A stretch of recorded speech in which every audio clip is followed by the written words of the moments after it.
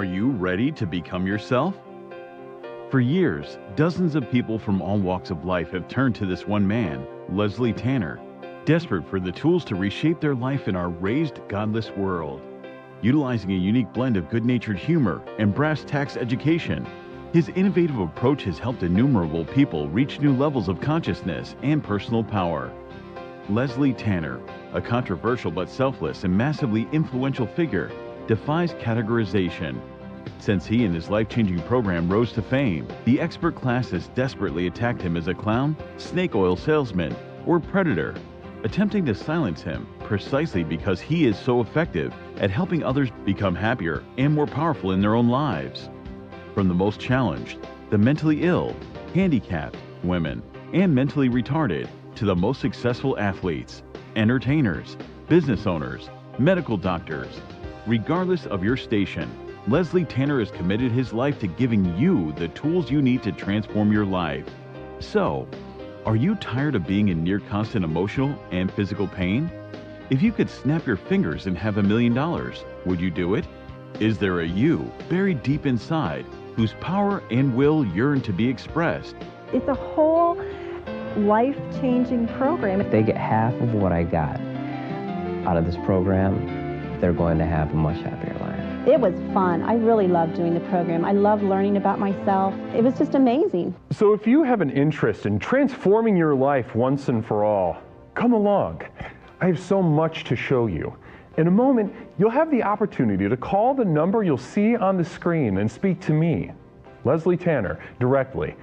Together, we'll tackle the most critical issues related to unlocking your true individual power and reaching your fullest potential.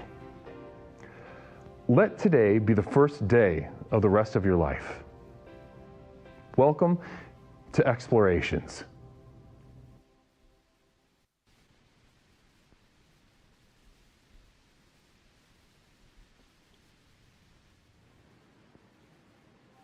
My brothers and sisters, whether we like to acknowledge this or not, we come from a penis and a vagina, meeting in time and space through passion of various extents.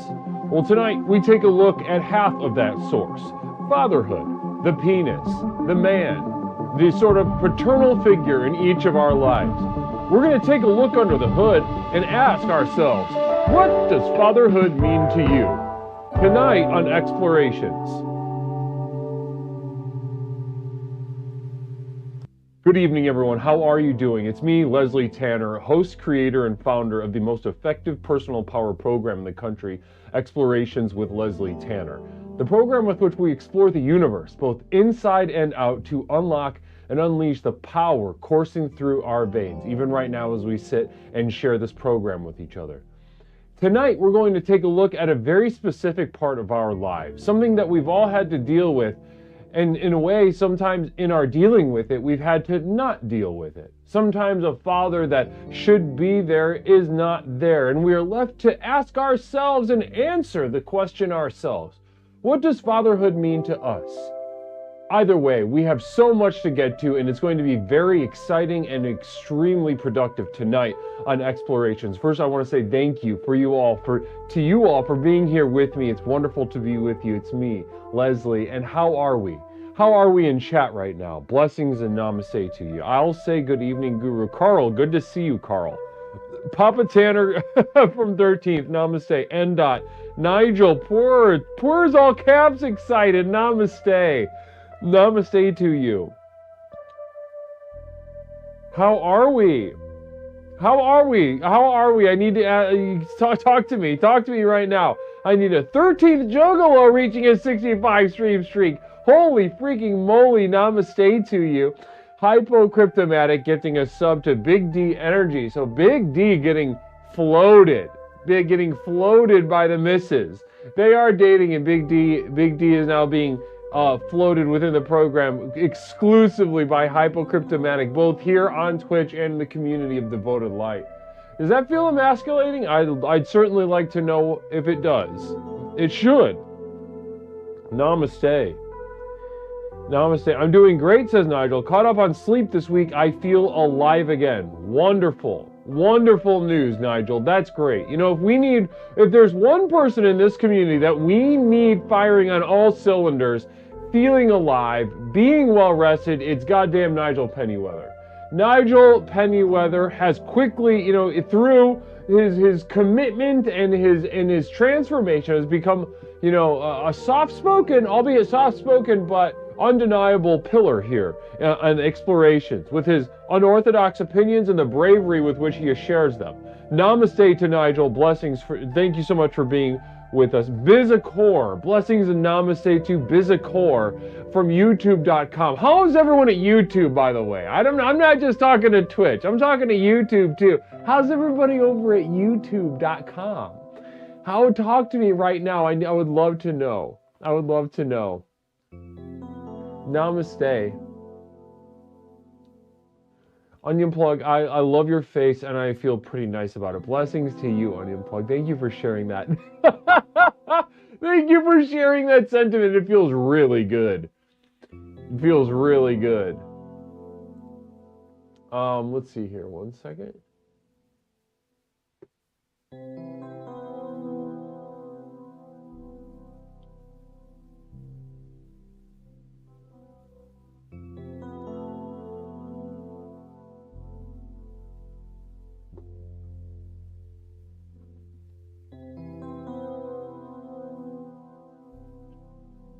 Namaste. You stream Google? You stream Google? What does that mean? Do I stream Google? That's an internet question. Certainly that's an internet question. Those words come from the internet. You stream Google? You stream Google? Is this Wi-Fi? Is this Wi-Fi Facebook? Namaste. Big Rex Derek over at YouTube. Good to see you over at YouTube for a change. Namaste. Hot and bothered, ready to explore. So Big Rex Derek, horny as can be. Namaste. Wonderful to hear. Thank you so much. Need that on a shirt for sure. Now I accidentally gave my wife a hemorrhoids cushion for Valentine's Day. True story. So what did you think it was? Obtuse coming in with sharing a pretty vulnerable little anecdote from his life. I accidentally gave my wife a hemorrhoids cushion. True story. What were you attempting to accomplish? Namaste. Communal Vision from Poppin' Loch Nessie at YouTube.com. Happy birthday to Mish. Mish, are you in chat? I haven't seen Mish yet. Mish, you what? Not why. You were just wished a happy birthday. Aw, thank you. Yep. So that should put that feather in your cap. I'll bet that feels really good. Namaste. Namaste, everyone. So apparently I did fix it. Apparently I did fix. There was a last stream. There was a leak. Yeah, there was a leak. YouTube Communal Visions were turning into full terminations on stream, and I found the error. You should see the tangle of buttons and cords I have. I'm not an organized man. The team does not organize things for me. So namaste to you. So guys, it sounds like we're doing okay. It sounds like we're doing a little low energy, but I guarantee tonight is going to be sort of one of those nights that once we get that engine running, that's the thing about tonight's question. What does fatherhood mean to you, right? Go ahead. It might seem like a simple question, a superficial question. You can get in and out relatively quickly, but I promise, go ahead and attempt to answer that in your mind's eye. Attempt to answer the question, what does fatherhood mean to you in your mind's eye? And you will quickly see that you are 3 degrees away from some real heavy shit. And we are going to, and that, by the time we get the engine warm and up to the ideal RPM for our exploration tonight, that kitten's going to be purring. That much I guarantee. that kitten is going to be purring loud and clear, real nice. And I would guess it's just going to take a little bit of warming up, because you guys are a little disappointing to me right now. A little low energy, but let's get that energy up as we go along tonight. I don't doubt that we will. Carl Childers reaching a 5-stream streak. Silk reaching a 7-stream streak. Namaste to you. Sounds like a Mossad hack to bankrupt the program. If you could reincarnation any one president, who would it be? Who would it be? Who would it be? If I could be the reincarnation, if I could be the no, I wouldn't do that. Listen, if you were involved in politics at any era of the past, if you were defined by your ideological passion, like you were that is antithetical to the program. Let's just say that. Antithetical to the program, let's just say that. Now, do I work with politicians? Absolutely. Do they have a great deal of power to unlock and unleash? Of course they do. I say the same thing about activists. But the thing is, if you are defined by your political activity, your ideological framework, etc., like you are, to put it bluntly, you are a loser. And what I mean by that is I'm sure some people might have a nice LOL at that in chat. I'm sure we'll see some LOLs, some LMAOs. Oh, Leslie's calling political people a loser. But what I really truly mean with my heart is I mean it in the most hurtful way. I mean it in a hurtful, bullying. I want it to just really sting through several layers of skin to hear that. If you vote, if you participate in what is referred to as democracy, if you are trying to steer the ship like a child at a playground that they give the pirates the pirates ring on, if that is what you are doing and you feel empowered by that, you are so far from your true power, I can hardly begin to describe it. Okay? I can hardly begin to describe it. My dad still owes me some pancakes with pineapple and loads of squishy cream. That sounds sexy.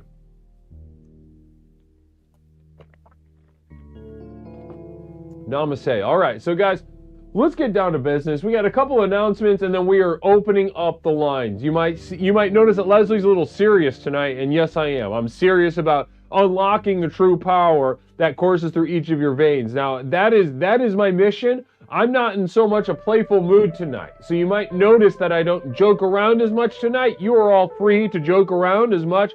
You know, grab ass and joke around and mess around and play little improv games and chat. Do it to your heart's content. Just know that I, Leslie Tanner, take my job extremely seriously. I take my job extremely seriously. My job of unlocking and unleashing each of your true potential. It is a massive burden. It detracts from the quality of my life, 100%. But do I do it willingly and with passion? Yes, I do.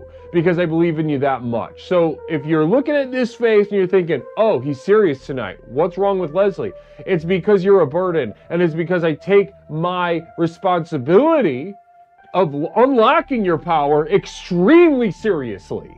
Extremely seriously. So when you call up and I don't seem jovial, I don't seem like I'm going to be messing around and joking around and having fun with you, just let that be known. Let it be known I'm here to work. I'm here to put that nose to the grindstone. I'm here to give you the tools that you need for transformation. Namaste. Namaste. I have undiagnosed cardiac arrhythmia. That's what's coursing over her.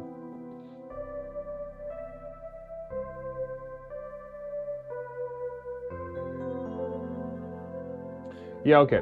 Anyway, let's get through the points of order, guys. Like I said, I'm all business tonight. P.O. Box 47621, Chicago, Illinois. I have something waiting for me in the P.O. Box. I have not gotten it yet. It is there. If you are in chat and you know it's there, just go ahead, rest assured. We're going to keep that. We're going to open it on our next exploration next Tuesday will be our next normal exploration. So we're sitting on that Tuesday. Namaste. P.O. Box 47621, Chicago, Illinois, 60647. Now, Next up, guys, so like I said, the next normal exploration, just to give you guys an idea of the schedule for the rest of the week, our next regular exploration for everyone, open to the public, will be next Tuesday. Next Tuesday. Now, you might think, wow, that's a lot of time off, Leslie. Are you taking another weekend off? No. This Saturday, I am hosting a private, exclusive exploration with my community of devoted light. My community of devoted light at patreon.com, details of which you can find in the chat via the link I just put there, is my inner circle with whom I share my most vulnerable ideas, the rawest of seedlings of the program to come. If you wish to sort of access these exclusive materials that you can't find anywhere else, get a physical monthly postcard and access our regular private streams. We're setting up a whole new infrastructure over there so that we can explore robustly, abundantly, and truly use this program the way it was meant to be used. Away from the TOS, away from the admins, away from the roving algorithms and AIs looking to squash the light of human expression and human transformation. That is what I'm committing myself to do. We're building it, and we'll be doing another one of those this Saturday. So if you're interested in taking the plunge, it's just a couple dollars a month. A couple dollars a month gets you access to videos, all the old podcasts, the music downloads, et cetera, et cetera, et cetera. We're also setting up a thing for the VODs, for the Devoted Light stream. So that's all getting set up in real time right now. Details about that to be announced on a later date. But for a couple dollars a month, you get a monthly postcard and access to the exclusive streams.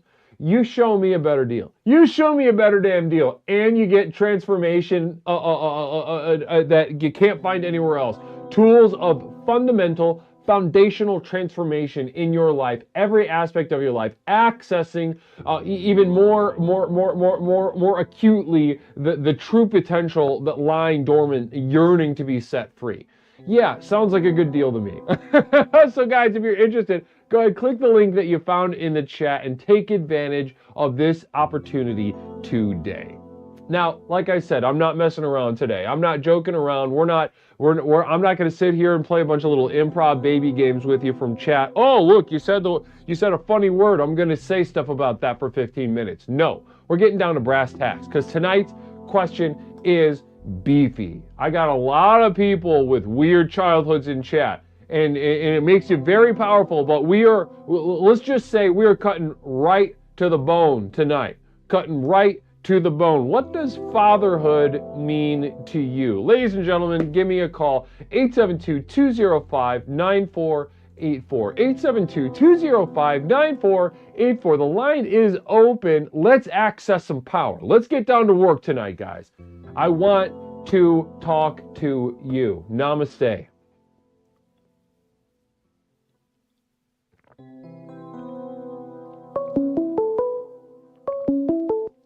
Caller, welcome to Explorations with Leslie Tanner. My name's Leslie. What's something I can call you tonight? Big L, you know it's me, Steve. Look who it is. It's Jenny. Jenny getting us started tonight. Our hypocryptomatic. How are you tonight, sweetheart? I'm doing good. How are you doing? I'm on cloud nine. I'm having a great night. I'm feeling very committed, very focused. Now I think this is going to be a good night. Yeah, I feel like tonight's going to be a good night too. So let's get it started, Jenny. I want to Sure. take you right to the topic. Now, your father is dead, correct? Very dead. Very dead. He died a couple years ago, and you've had a series of emotional episodes on the program here related to that. True. All right. Yep. So let's just say that for this question in particular, your pump is primed in a particular way, wouldn't you say? Surely. So let's just ask the question then, Jenny. What does fatherhood mean to you? Well, I got a couple of things to say about that. I don't want to say it. Actually, maybe this was a bad idea. Daddy left. So he quit. he quit early. Fatherhood, I had to kill him with medicine. Namaste to Hipstarmy from YouTube.com. Ordering nothing okay, are you from YouTube. seriously reading something from what the hell? I just had tears come out of my eye. You were breaking up. I couldn't really even hear what you were saying. Nothing. Let's just forget about it. Let's forget about fathers. Because they're all gone anyway. It doesn't even matter. They'll just walk away from you. So let's go ahead and not do that because... Oh. You know, because tonight is okay. about fatherhood. Okay. Okay. Well, daddy's definitely when I give you like the best memories of like your life, and then you have to kill them with morphine, and then you search for happiness after that. And you search for what was that? You search for what? Maybe to try and be happy eventually, but daddy did it. He got you good. So let me go ahead and try to repeat this. I want to make sure I understand. Okay. Now. Yep. Sure. Now, your father, one of the most important qualities of your father throughout your life, in your opinion, was that he tried his hardest to give you the best memories possible. Yeah. What are an example of some of those memories, Jen? Remember the ocean? Remember the ocean? I've seen the ocean. Yeah. Communal vision real quick from Fram we are. Jenny loves gay guys so much, I bet her father was a gay guy. Okay. Daddy was not gay. Okay. You never caught him masturbating to gay porn or anything? He did have a mustache. And then he had a goatee. Yep. But I don't feel like that makes me gay. A gay guy. I mean, the studies are inconclusive about that for sure. So it's tough to say definitely either way. Right. Mm-hmm. But other than that, yeah, I just remember like happy memories of him like taking care of me and like chasing me down the shore into the ocean and nice stuff until he was just like, how about this? Watch me die. I feel like that was pretty tough though. Like your father should be strong like that. Right. So let's look at that. So would you say that right now, and I'm going to interpret, I'm going to put my therapist hat on a little bit, okay? Sure. Now, Jenny, you shared with us some really powerful stuff tonight. I want to thank you for that in advance. Now, you shared with us your father's strength and your father's sort of benevolence. He cared about you, and he took care of you while he was with us. And then it sounds like this death, a sort of inversion of everything that you knew him to be. Now, let me go ahead. Exactly. I was about to make the jump. Do you, and I take a second to think about this, because this is going to be powerful. Do you feel betrayed by your father, and ultimately that your father was a pussy? Okay, I don't want to blanket statement the pussy thing, but yeah. Yep. I was like, really? You want me to do this? So this is what we're doing? This is what we're gonna all do right now? Hipstarmy with a communal vision from YouTube.com. Can't wait to get this perspective. Why are you scared of reading my chats, you liar? Fuck up, bro. Oh, you super chatted Oh, you did a $5. The $5 one, here, let's turn. Oh, is it not rotating? 1 second. I gotta show you something real quick. Seriously, right now, I'm about to get mad at them. Go ahead, get mad, Jenny. What's up? Why are you mad? Okay, this is what I want to talk about. Nobody talks to him like that. Nobody talks to him like that. Oh, and also, can you tell Misha I said happy birthday, girl? But also, don't talk to him like that. There we go. He's doing great moves. Namaste. So Hipstarmy, the button was stuck. There will be a YouTube menu up in just a second. I'm going to give you a free communal vision, though. You ordered a nothing. See his 500 bits nothing at Twitch? Over at YouTube, it's the same. It's $5 for nothing. But what I'm going to do is give you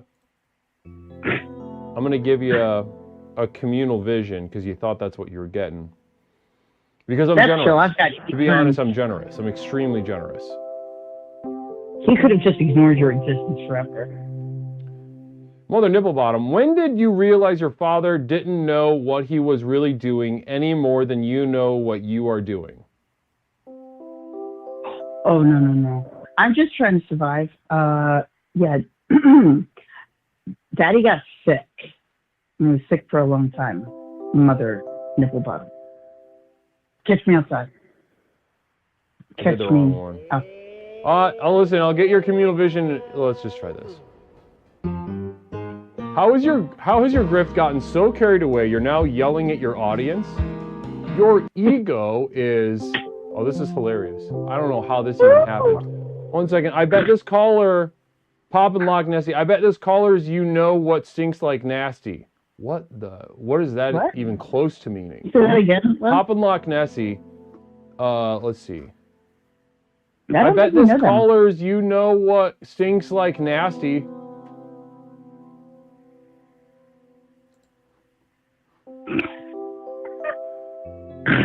All right, Hips Army had a communal vision for me. I can't wait to get this one. Hips Army with a really, I'm sure, beautiful vision. Here we go. And we got a little bit of jazz while we're at it. Beautiful. No. How has your grift gotten so carried away you're now yelling at your audience? Nah, that was me. That was all me. Bro. I got him.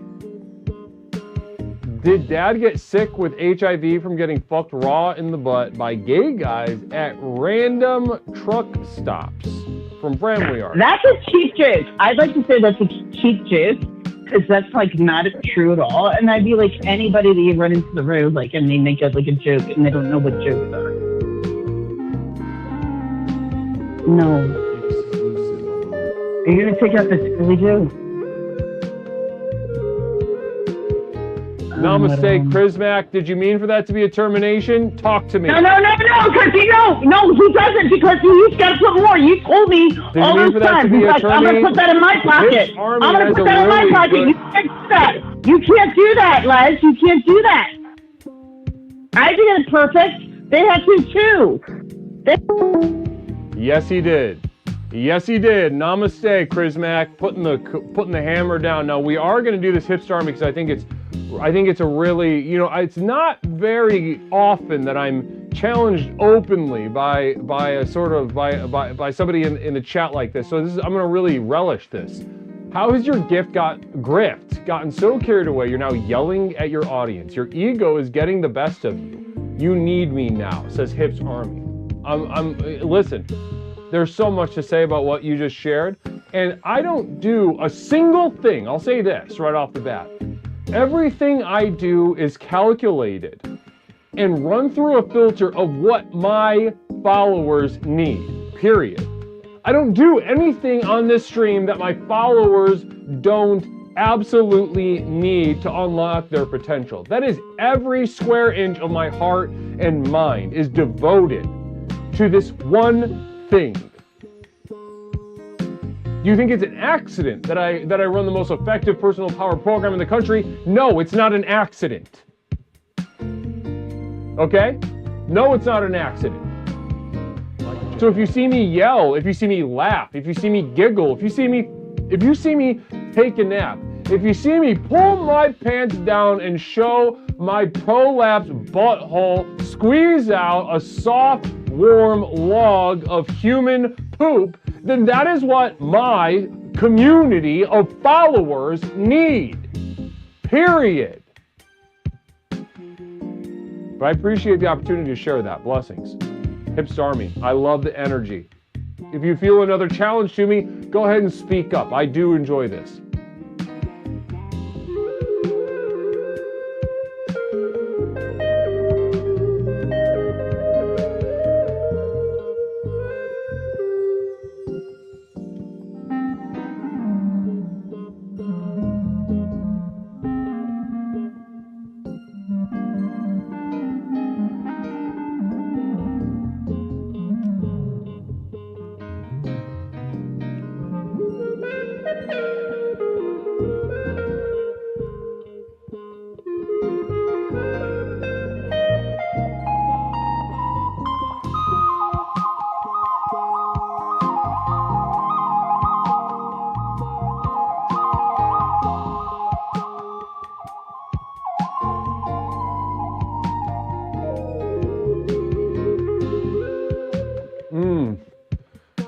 Namaste.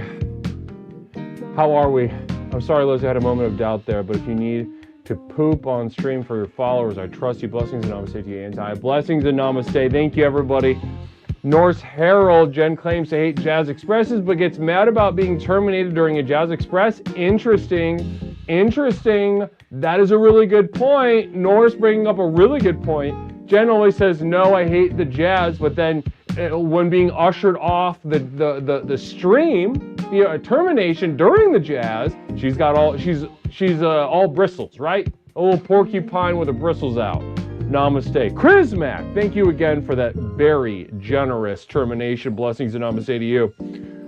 Pish Kanish, namaste to you as well. Good to thank you for joining us formally. Nigel Pennyweather enjoying the Jazz. Namaste to you. Namaste to Nigel Pennyweather as always. I imagine it's easy for me to imagine you enjoying the Jazz. Imagining a free floating, smooth as silk Jazz, sitting on a sort of on a seashore. It doesn't look good at the seashore that you go to because you don't need all that. That's the kind of guy you are. You don't need all that. You're a simple guy. All right, you're a simple guy. You don't need all that. Nigel Pennyweather doesn't need all that. All right, he's there. He's got his snacks. He's got his lightly dusted cashews with a garlic powder, and he's got some seaweed chips and some mineral water and a port to look at because he doesn't need all that. Namaste. Namaste to you. Wow, beautiful stuff. Beautiful stuff.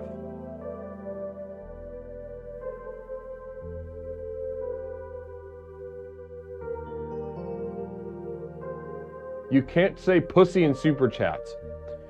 Oh, that's interesting.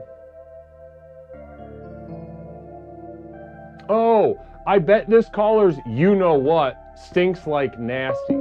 That you're calling Jen's pussy nasty. A you know what. Those words confuse me. Caller, welcome to Explorations with Leslie Tanner. My name's Leslie. What's something I could call you tonight?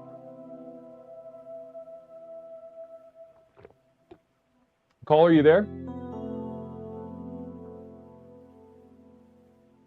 This is a caller from abroad, to be just honest with you. This is not someone in the United States, and I'm very excited. I just couldn't hear them. Give us a call back.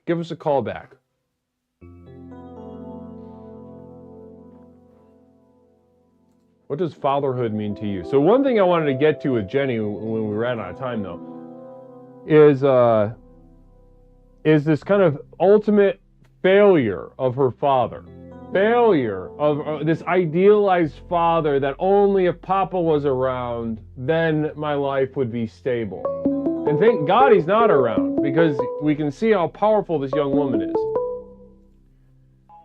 Caller, welcome to Explorations with Leslie Tanner. I celebrate Jen's, as your spiritual leader, Jenny, I think the greatest gift of your life is that your father died. Namaste. Caller, welcome to Explorations with Leslie Tanner. My name's Leslie. What's something I can call you tonight? Leslie. It's Raji. It's Raji. It's sweet Raji. Namaste to you, Raj. How are you? I'm good, mate. How are you? Oh, I'm doing great. I'm absolutely over the moon. It's great to speak to you. Yes, man. You too. It's a good topic tonight. Very rich. Very rich. Very rich indeed. Talk to me about. Go ahead. What exactly? What's on your mind? Because you're not a guy who calls in to just kind of mess around. You like to get down to business, and I've always respected that about you. Yeah. Well, I don't know. It's a very broad. Fatherhood is very, as I say, rich. It's very rich to me. I think fatherhood is quite a rich. Rich is good. It's broad yet evocative, right? Yeah. Mm-hmm. I'd say it's more that I've got so much to say about fatherhood that I don't know where to start, I guess. Say that one more time. I've got so much to say that, you know, it's hard to think about where to start, you know. I come from a world where, you know, there's not many great fathers around, none in fact. Especially in my family, you know, I come from maybe 4 generations of single mothers, you know, all the fathers died or fucked off or went to prison, you know. So, Right. So would you describe this as poor? Poor, yeah, very poor, yeah. Yeah. That's probably the first word that comes to mind when you think about my family, yeah, poor. Yeah, that's what that's what it sounds like. But not to say that rich people don't have their own, you know, their own failings and flaws, but yeah, you know, I'm sure, yeah, there's some rich bastards that are fathers, you know. Oh yeah. Lads out there nonsense everybody. So, but talk to me. So, when you think of fatherhood, if you tap into your experience, you think of somebody that just wasn't around, somebody that didn't take responsibility for his family. Well, my first memory of my father is visiting him in prison. What did he go to prison for? What was he in there for? He was a gang member. He was in a gang, and they all went to prison in like the early, mid-90s, yeah. So they got him on like a bunch of different stuff? Yeah, well, they got caught because this is a side story, but they had, you know, like a stash. They had a stash, and there was a guy who was in charge of the stash, and then they changed the guy, and then the old guy still had the key. So the old guy who had the key went in and took everything and fucked off down south. So they all bundled into a car and went down south, and they called up and got this guy's police records and found out that they had been calling his girlfriend's family. So they went to his girlfriend's family house and impersonated police officers and kidnapped him, and then left. And then they called the police and said, hey, there's this Geordie Mafia that's come and kidnapped us. And then they all got arrested for that and a lot of charges because they were a drug dealing gang. So he put on a whole cop costume and got in trouble? I don't know if they put on a cop costume. I think they were just sort of seeing what police to get in the door. Like they were Wow. So listen, I know you said that was a side story, but it's very interesting. You know, that's a special experience not a lot of us have. It's the stupidest gang to ever live. I know. I mean, honestly, when you were telling that story, I was like, that it really came down to this. They forgot to get the key back from this retard who stole all the money. Yeah, yeah. Holy moly! Yeah. It's just like a Three Stooges sketch. Like, yeah. Who's got the key? You have the key. I have the key. You have the key. I have the key. Where's the key? And like they're chasing each other through in a hallway with a bunch of doors, slipping on banana peels, and that's what I imagine. But so your first memory of your father. Let's get back to that. You visited him in prison. Did your mom take you? Yeah. Wow. So that's again another unique experience that a lot of us don't have. What was that like? I just remember, you know, you're quite young, so you remember like small little things. I remember I went and I was wearing a Kappa jumper. You know what, the brand Kappa? It's got like the 2 naked people back to back. Yeah. On the logo, yeah. I was wearing a Kappa jumper, and the first thing he said to me, this is the first thing I remember my dad saying to me, was like, to my mom, he was like, why have you got him in that jumper? Only tramps wear that brand. What a wow. Okay, cool. And so when you reflect on that, what do you think? I don't know, because now I love Kappa, and it's like I wear it all the time. I feel like maybe it's because of that. Like it's like sort of a rebellion to my father, who's a dickhead. That I love that. Yeah, that I love that brand. rebellion. What does fatherhood mean to you? Maybe to an extent, rebellion. I love that. I love that. So that was my first memory. The last time I seen my dad, he was in a mental institution. What was wrong with him? I think they say psychosis, maybe bipolar, or just like drug-induced psychosis. But yeah, he was in prison. I mean, a mental institution. I was in a long-term relationship with my girlfriend, and we went up to visit my family, and they said, "Oh, your dad's in here. Do you want to go visit him?"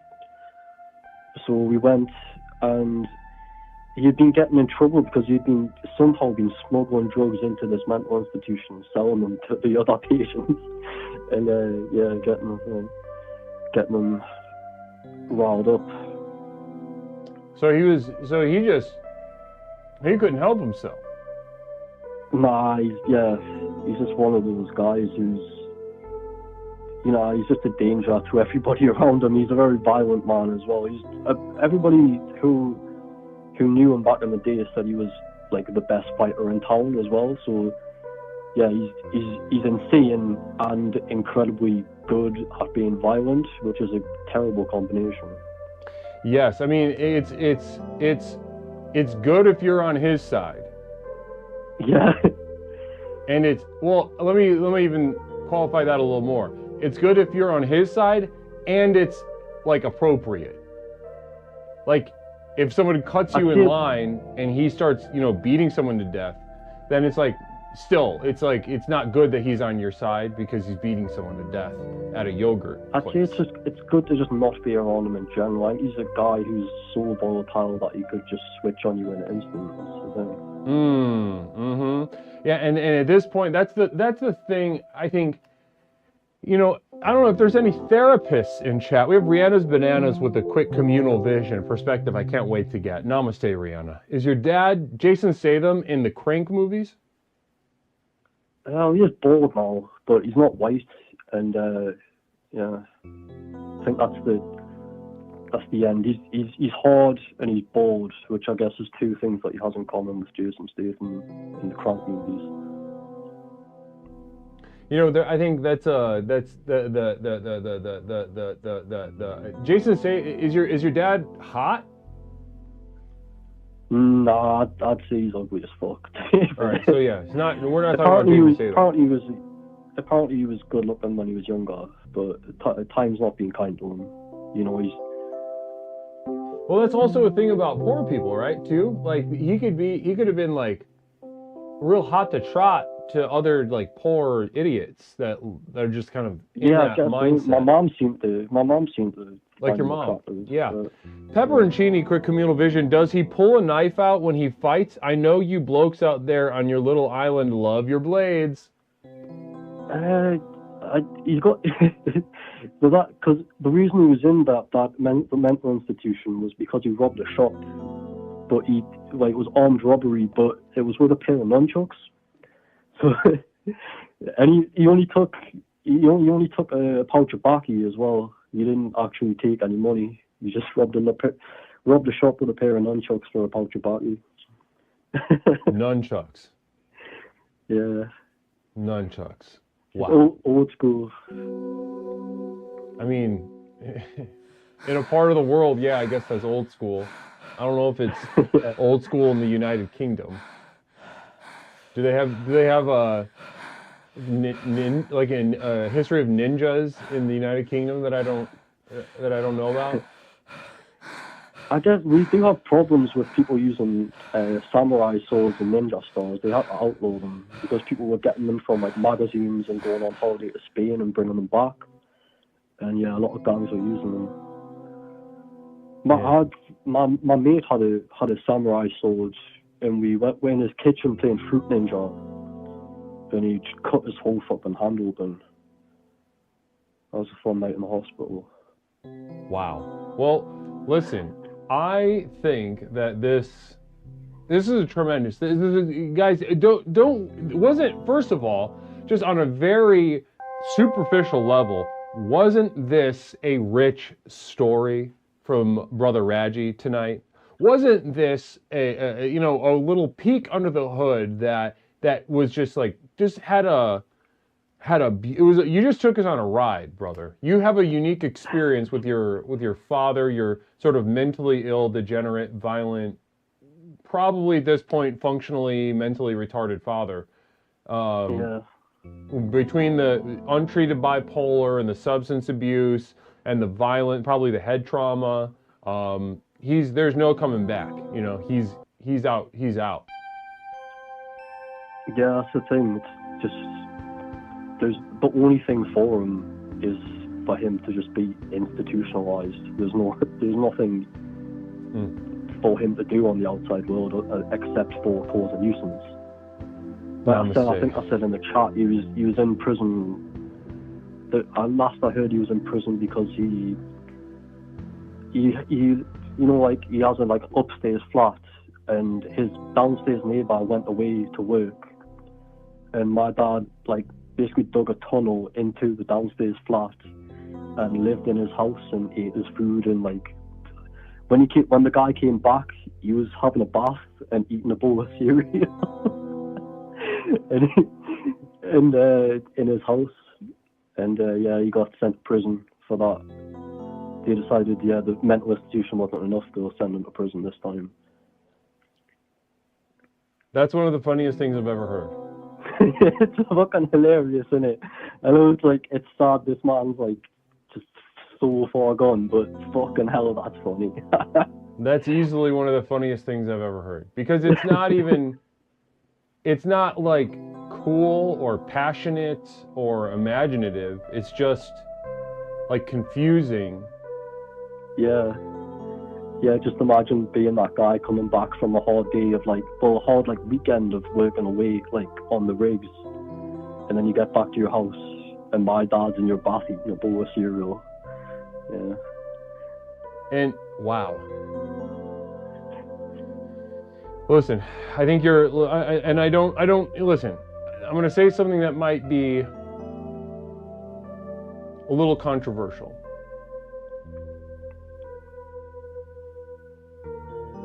But you're within the context of this program, given your father's very colorful retardation and his history with the law, his history with mental illness, etc., etc. It sounds like a very powerful man in a sense of the program. Now, that puts you in an interesting position, doesn't it? Because on one hand, when I asked you about fatherhood, your first answer was, I'll go ahead and say it, just complete and utter failure, disappointment, worse than if he just disappeared. Just this errant, ambient, retarded figure making everybody's life worse. Constantly, detracting, making everything worse. So you've got that, but then at the other hand, you've got this model of power and freedom.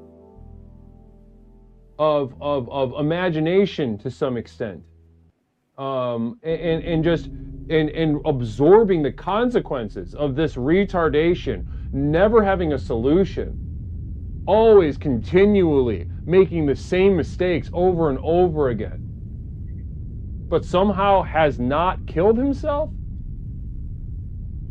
Yeah. A form of strength, especially in the program here. So this is the position you're in, Raji. You've got this father who has done, untold damage to you and your family. On the other hand, you have this sort of cartoon character with an extremely admirable depth of retardation that on some level commands a sort of admiration. Yeah, I agree. It is admirable. He is someone. He's powerful. Exactly. And unmanageable. You kind of tell him to do. Just there's no telling him to do anything. And I guess that is quite impressive. And listen, that is going to be your homework for the rest of your life, Raji. I'm both a little jealous, but also You know, I don't, you know, I both envy you and I don't envy you at the same time. You know, you got your work cut out for you, but at the same time, you know, not all of us have models like this to draw after, you know? That sense of freedom, that sense of strength, even though it was harmful, has to be acknowledged and processed. Well, Raji, listen, this has been an absolutely beautiful call, and I want to thank you for calling overseas. That's all good, man. It's always great to talk to you. It was great. This was a fantastic, this is one of my favorite calls in a long time. Now, I will say this though, if you, it's fun to get calls, it's exciting to get calls, especially from outside the country. But if you ever just don't have the money to call, and you feel it's urgent to call in, brother, you can always hit up the Discord if you'd like. I just want to leave that option open for you. Cool, thank you, man. I'm happy you extend that sort of that branch of friendship towards me. That's great. It makes me feel great. Of course, Raji. You've been here for a while, and as you showed tonight, the energy that you bring is very unique, and I thank you for your generosity tonight. All good, man. Well, any final little message before we move on tonight? No. Happy birthday, Mish, and namaste. Namaste, Raji, and a happy birthday to Mish, who is in chat. Namaste. Namaste, man.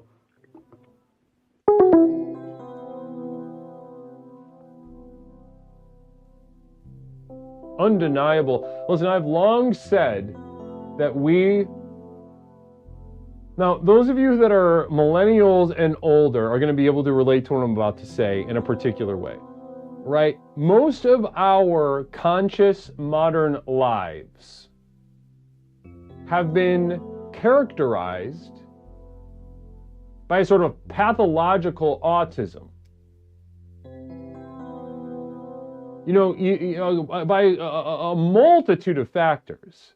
That sort of, be it the technology that put us back on in ourselves and incentivize sort of an enmeshment of empathy, right? We're all one. We're all these little nodes of a humanity, and I am you and you are me, and we're just little parts of it. And the mind is a machine, right? And we just need, and mental health is figuring out the machine. There are so many factors that go into the pathological autism that defined our age. One second, I'm making a point. But I've been saying this for years now, and people are starting to see how true my statements are on this, and how right my thinking is on this. That we officially are evolving, not in a positive way in most ways, but we are evolving from an age of autism defined by pathological autism. We're now moving, and I mean this in a lot of ways, we're moving into a genuine age of mental retardation, of the retard, the age of the nebbish, rule-oriented autist. That time is done. The wave has crested, we're coming back down, and we are entering a sort of, in many ways resembles the wasteland of pre-modern times. Tribal to such an extreme extent. And those with the resilience of Raji's retarded father, those with the resilience of Raji's retarded father will hold the keys to the kingdom, mark my words. Caller, welcome to Explorations. My name is Leslie. What's something I can call you tonight? It's Mish. Mish, welcome back to the program. How are we doing tonight? I'm great. I'm eating. What? How are you? I'm focused tonight. What are you eating tonight? I'm just eating ramen. I cracked some eggs in. Ramen with eggs. Beautiful. That sounds like a, let me guess, do you have like an iron deficiency? Hell yeah. Yeah, I kind of figured. Now, let's go ahead and jump in to fatherhood. Mish, what does fatherhood mean to you? I don't know. I like my dad a lot, though. Yeah? You like your dad? Yeah, I love my dad. Oh, interesting. I have, like, whatever the opposite of daddy issues are. Oh, you do? Yeah. Are you jealous? No, I'm not. I think a lot of people would be jealous. Yeah? Jealous? Well, listen, I think, first of all, I'm so happy for you. That's beautiful. That's absolutely gorgeous. You know, not a lot of people have that. And guys, can we get some ones in chat for Misha's sort of enviable relationship with her father? Can we get some ones in chat, please?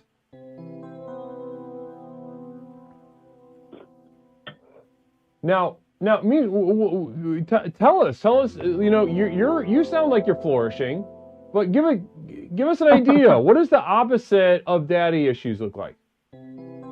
Well, my dad tells me he's proud of me and he loves me and he likes looking at, like, stuff that I draw and paint, and he's always really encouraging. Wow. And he always has been. Wow. Really? Okay, interesting. Yeah.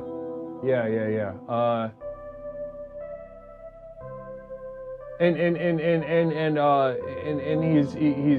he's always been like this. Yeah. Yeah. When was the last time you talked to your dad?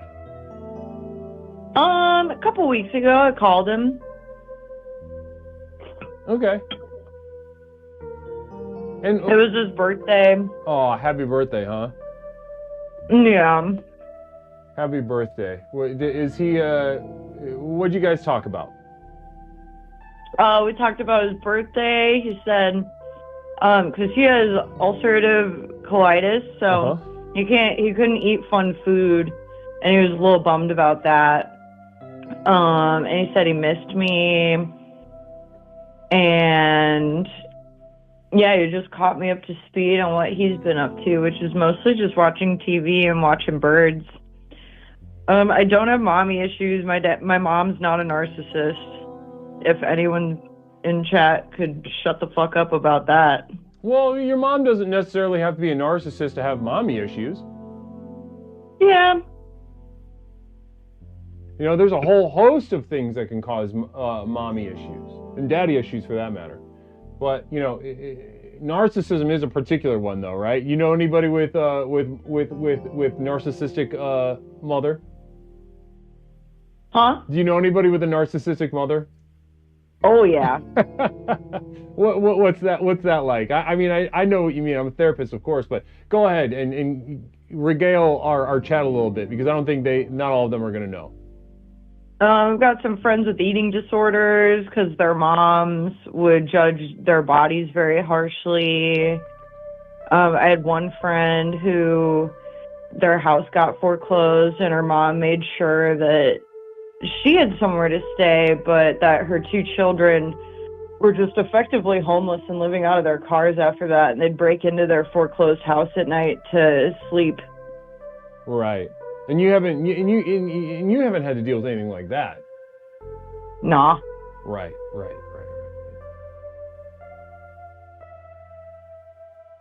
Okay.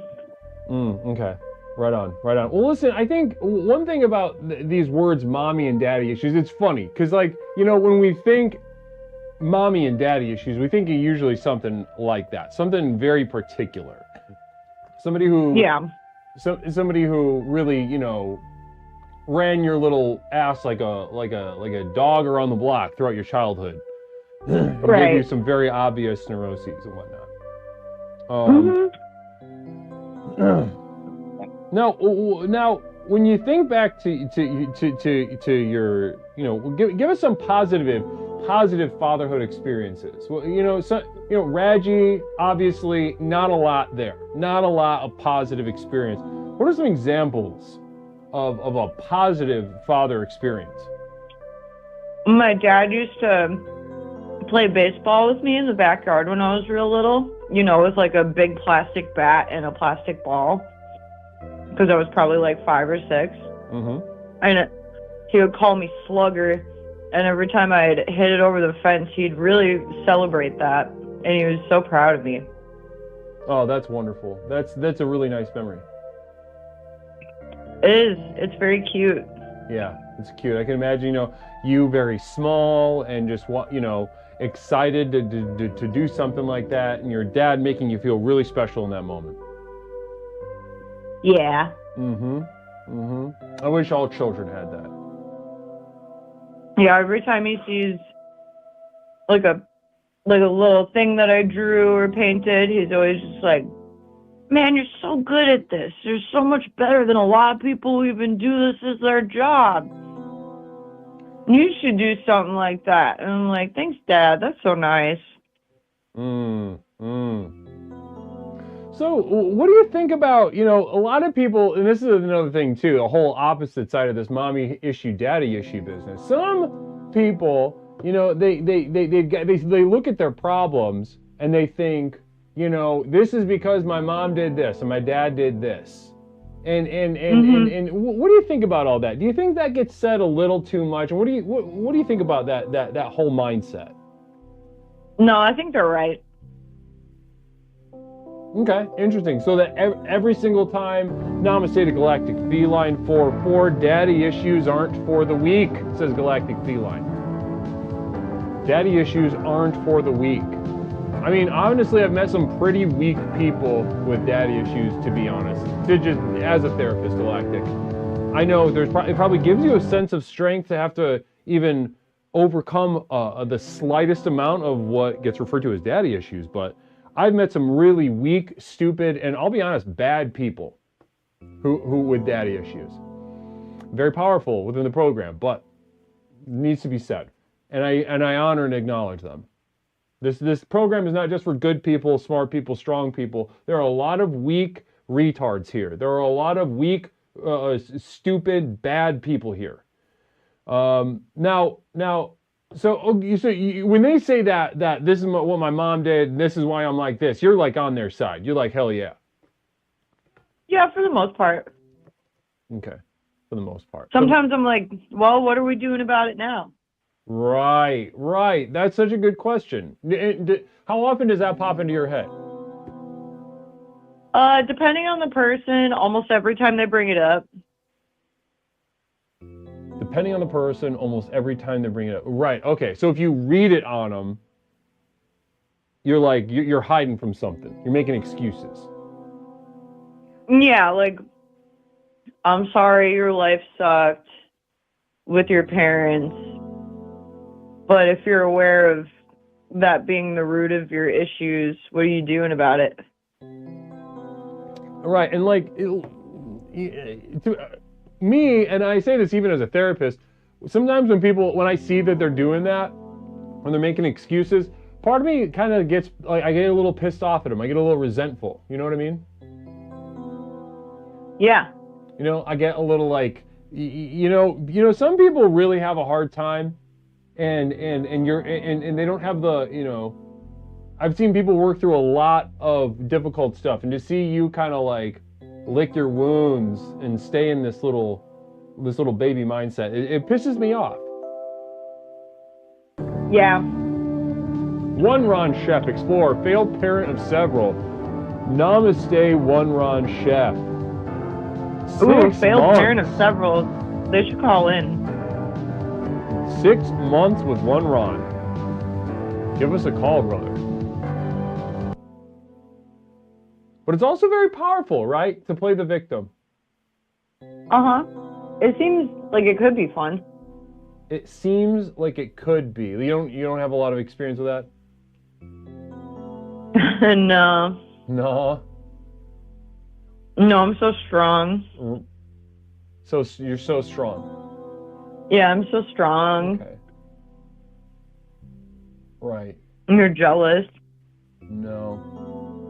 You're jealous of me. No, if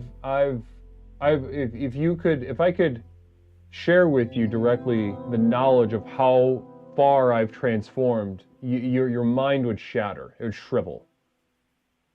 Oh, good thing you're not telling me any of that. You're more than you could possibly I would hate imagine. for that to happen to me. More than you could possibly imagine. Oh my God, that sounds so scary. Please never share it.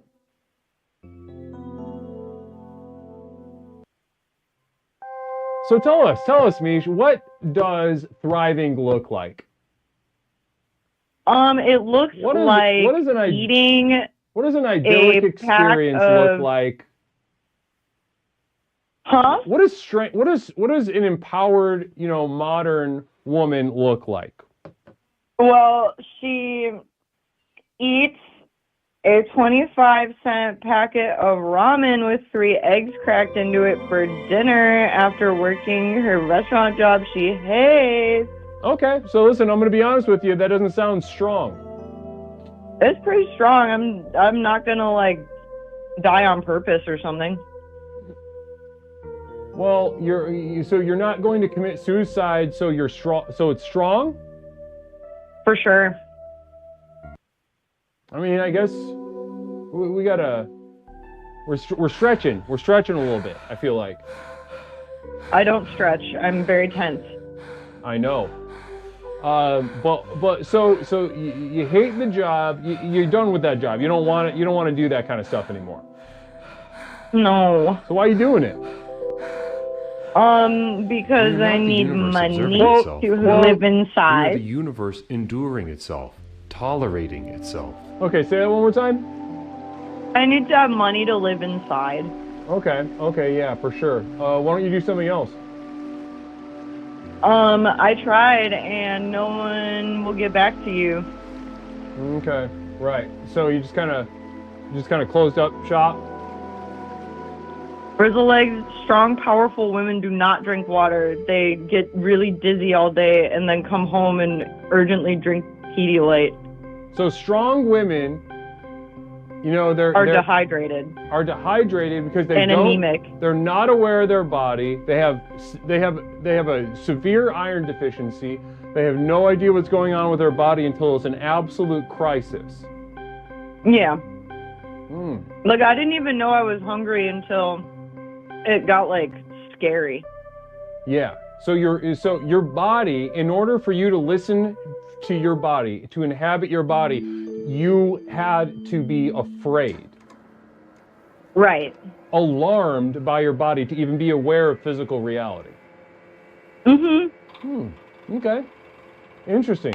I think I love the freedom that you're taking with this idea of strength and power. It's incredibly powerful. I'm gonna go ahead. Can I just? No, it's not. Yeah, it is. No, it's not. Yeah, it is. It's the opposite of power. Stop taking your SSRI without weaning off of it right now. Tell me that doesn't feel good. Wait, what was that? That's what you did? Stop taking your SSRI very abruptly and tell me that doesn't feel fucking good. Is that what you did? Hell yeah. Well, that takes a certain amount of strength. I mean, here's the thing. I know, brain zaps. Here's the thing. Whatever the fuck. Similar to what Galactic Feline was sharing just a minute ago. She's like, "Oh, daddy issues aren't for the weak." And I think what we're talking about here, we need to pull out, right? We need to sort of really flesh this out a little bit. What you guys are talking about in your own ways is a relative amount of strength and power within a very narrow spectrum at the bottom, near the bottom rung of the ladder. Can you repeat that? I wasn't listening. There is a relative amount of strength that you two are experiencing at the bottom rung of a ladder that you can't even admit to yourself that you're on. I'm very high up on the ladder. No, you're absolutely not. Listen, by definition, if you were high up on the ladder, you'd know when you were hungry. You'd have a job that you at least didn't make you want to commit suicide. You wouldn't just have to eat ramen. You think winners don't eat ramen? I didn't have to eat ramen. I wanted to. See? Chat, do we see what's going on here? Do we see what's going on here? I could have DoorDashed something for $50 if I wanted. Do we see what's going on? Do we see what's going on? And Robert, that's not helpful. Stop that. But do we see what's going on right now? Robert Kopp just knows what's up and what the truth is. And Mother Nipplebottom, stop it. This is why working with women is so frustrating. And she's this a is very why working with powerful women is one of woman. the most frustrating things I do in my field, in my career. Because they sort of herd up, they start doing this defensive formation for each other. But literally, I'm trying to give you the most transformational tools on the market. You're defending yourself against your own power. No, I'm feeling pretty good. Well, listen, can I just tell you, this is the intersection. And you keep taking a left away from your own power and not a right towards your own power. Well, everyone in chat is really stoked for me and my power.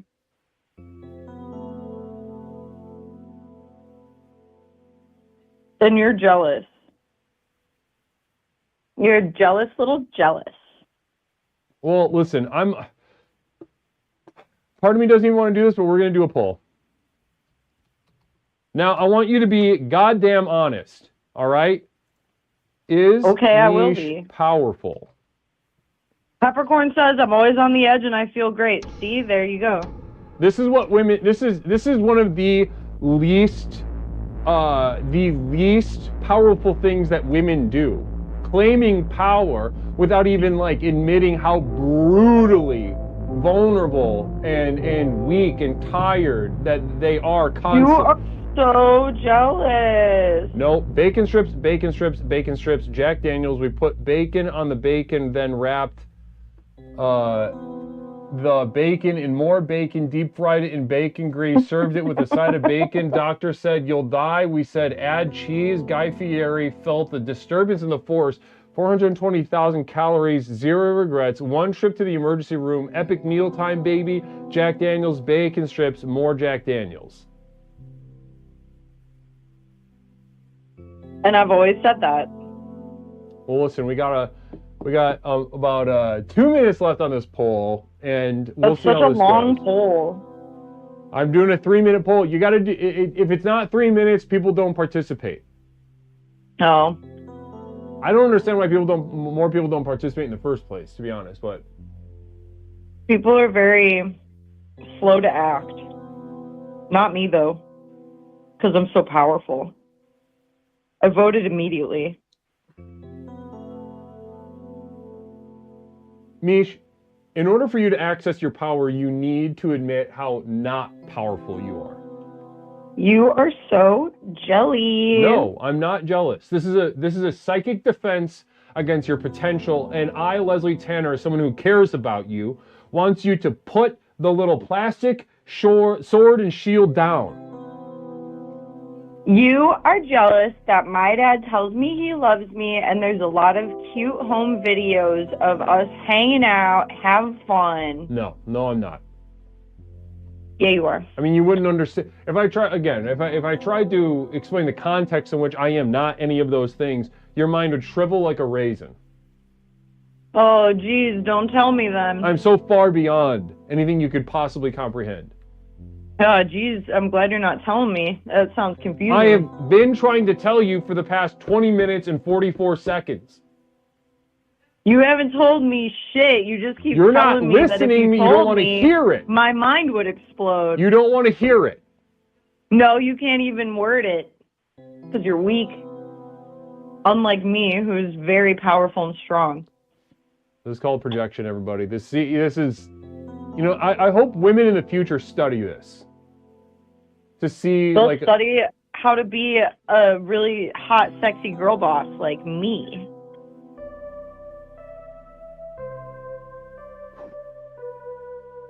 Couple seconds left on the poll. Is Mish powerful? Apparently we've got some. You're abusing her right now. You might as well molest Mish right now. Pepperoncini. Mish, you should go in the room and punch him in the back of his head and show him how powerful you are. Yeah, I should. Well, listen, this has been a pretty. I'm hoping that in the larger scheme of things, this turns into a productive exchange. But so far, this was in and of itself. This is a pretty unproductive call. I win. Thank you for the attention. fidgety fools around knows what's up. You can't spell Mish without me. All right, namaste. Jealous. Nope. Nope. That was tough. That was a tough call. But important for women.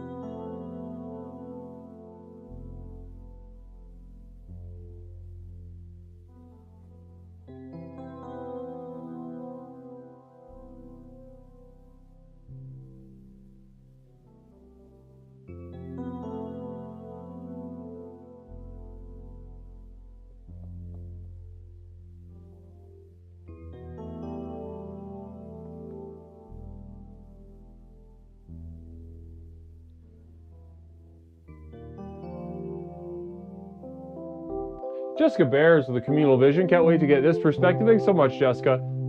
Hey, Leslie, when is the next ladies' night? Woo! Says Jessica Bears, a lady. I don't know. We don't have one on the books as of now. You know what? And I've actually been thinking about, because the past couple ladies' nights have been, you know, really low energy, no women call in. It's kind of like a pathetic night. And I think, like, at first I wanted women to call in. I wanted women to celebrate and men to call in and talk about women for ladies' night. But I think when I take a step back though, and I take a look at, you know, offering a distinct, explicit forum, calling upon the effort and energy of women to participate in something, and they just don't do it. What a perfect example. What a perfect synopsis of the inner mind of so many women. If only they would look in the mirror. Caller, welcome to Explorations with Leslie Tanner. My name's Leslie. What's something I can call you tonight? Hi, it's Butterfly.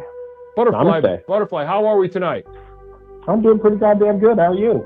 I'm doing great. It's wonderful to hear from you. So, Fatherhood Night. Fatherhood Night, yeah. Butterfly, let's talk about it. What does fatherhood mean to you? Well, I am a dad. I have a dad. I'm in the middle there. Being a dad is pretty awesome, I guess. Oh, you know? right on. So we're talking, for the first time tonight, we're talking straight to a father. Now, you haven't talked to a father yet tonight? Not that I'm aware of, no. Nobody's... Oh, shit. Yeah, let's talk to me. You got a front row seat, particular perspective on this. Tell me, what does fatherhood mean to you then? Pretty anonymous most of the time, unless like they really want something. Pretty. What was that? Anonymous. Pretty anonymous. Interesting. What do you mean by anonymous? Like no one even knows you're there until they actually like need something from you, and then they just go off and do their thing. You could just be a statue. They don't care. So you're okay by anonymous. So I see what you mean. I see what you mean now. So it like you could be anybody. Yeah. Like it doesn't. You're like an object, like a faceless, soulless automaton in their life. Yeah, just like be the one who gives me food, and be the one to take me to the zoo, and be the one to take me and get toys from Five Below and whatnot. So it sounds it sounds like a little bit underneath that is and this is interesting. I genuinely want to hear about your experience as far as this goes, but it doesn't sound very special, right? Like if you could be so exchangeable, I'm sure there are other people who could function this way. How does that feel? Well, it feels pretty shitty sometimes. Yeah, but I don't know. He says some funny stuff to me, and that makes up for it. What was that? He says funny stuff to me now and then, that makes up for it. So he's a little joker? Little jokester, little 6-year-old, little prankster, little jokester. Oh, what's an example of these little jokes that make it worth it? I don't know. Just the other day, we're driving home from school, and he just says, "Dad, what do I do to get cooler?" And I was like, "Good question. Listen to your father." And I just listed off 5 different things. Yeah, listen to the butterfly guy. Mm-hmm. Listen to and what did you tell him? Don't mess with goth chicks. What else was there? That was a big one. Don't mess with The goth Bible's chicks. not Very real. specific. Why that Yeah. one? What was important about that one for you? Well, they hate joy. Like, you can't, like, how are you going to love someone who hates joy?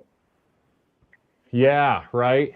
You got to turn. You got okay. So you see, they're they're darkness. They want to extract joy from the world. Mm-hmm. They're just gonna suck every part of you. Wow. And yeah. So and Pepperoncini brings up an interesting point. One that I was thinking. There are a lot of goth chicks in what grade is he in? Kindergarten. Kindergarten. Is there a lot of goth chicks in the kindergarten? No, but it'll get there. Right. Got to plant seeds. I'm a farmer. Remember, plant seeds. Takes years. Plant seeds. We got a little Johnny. That's right. We got a little Johnny Appleseed here. Mm-hmm. Well, so okay. So what was the second line of advice that you gave him, other than stay away from goth chicks? I don't know. Like real quick affirmation for ladies. Listen, your weakness is not your greatest strength. Your weakness is your weakness, and this can be a form of strength, but ultimately it will still be a weakness. Continue. Oh, just you don't got to be the drunkest person at the party to be the life of the party. And you said this to your 6-year-old? Yeah. You don't have to be the That's drunkest true. guy at the party to be the life of the party. Yeah, right? Right. Like, everyone's got to learn that, like, because you start out when you're first at the party and you just get hammered. You think, oh, you just got to get hammered to fit in, but no. It's like, chill. Mm. And did it seem like he made sense of this? No, not at all. Right. But it's planting seeds. Right, of course. Seeds. Mm-hmm. Yeah, I see what you're saying. You're playing the long game. Mm-hmm. Long game. He's 6. So I got 12 more years. So it sounds like the defining aspect of fatherhood in your experience is your interchangeability.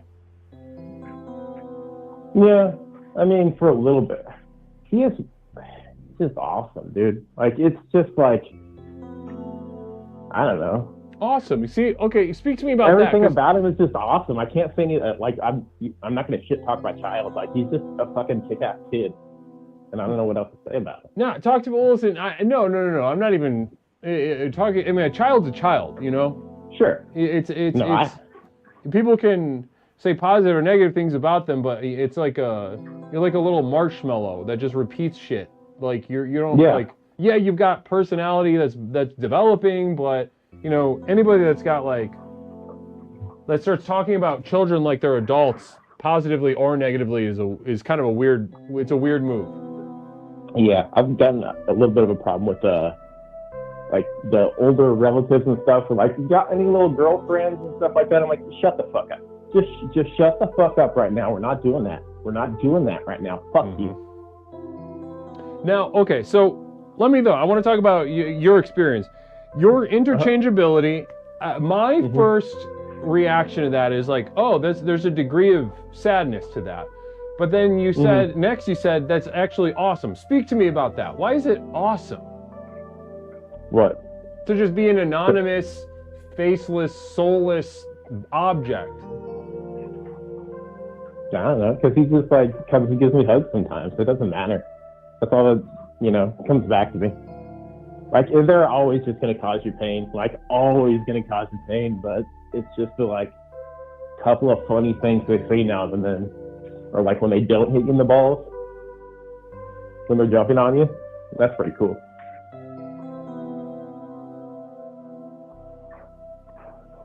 So the just getting to be it just sounds like it. So it just is. It sounds like it just is good. Like the interchangeability is both bad and good. But is it Is there, I'm just taking a stab at it. I myself am not a father to my knowledge, but to you, is part of the experience, you know, as a teacher, because I've taught courses at different, respects at different locations, but let's look at part of my experience as an educator is when I become an object to these people, there's a sort of psychic relief that occurs. Like I am not the subject. I am not what's important in the equation. And all of a sudden there's this lightness that fills me. I am not a person, I am a thing. Boom, you're hitting the nail on the head there. You got it, Professor. Is that what it feels like? To be relieved That's exactly it. of yourself. I'm just watching. I'm slightly living vicariously through him, you know, just a little bit. Not like making him do sports he hates and shit like that, but like he's got to do a little bit of sports or he won't be a fucking loser and stuff. Right, because people who don't play sports.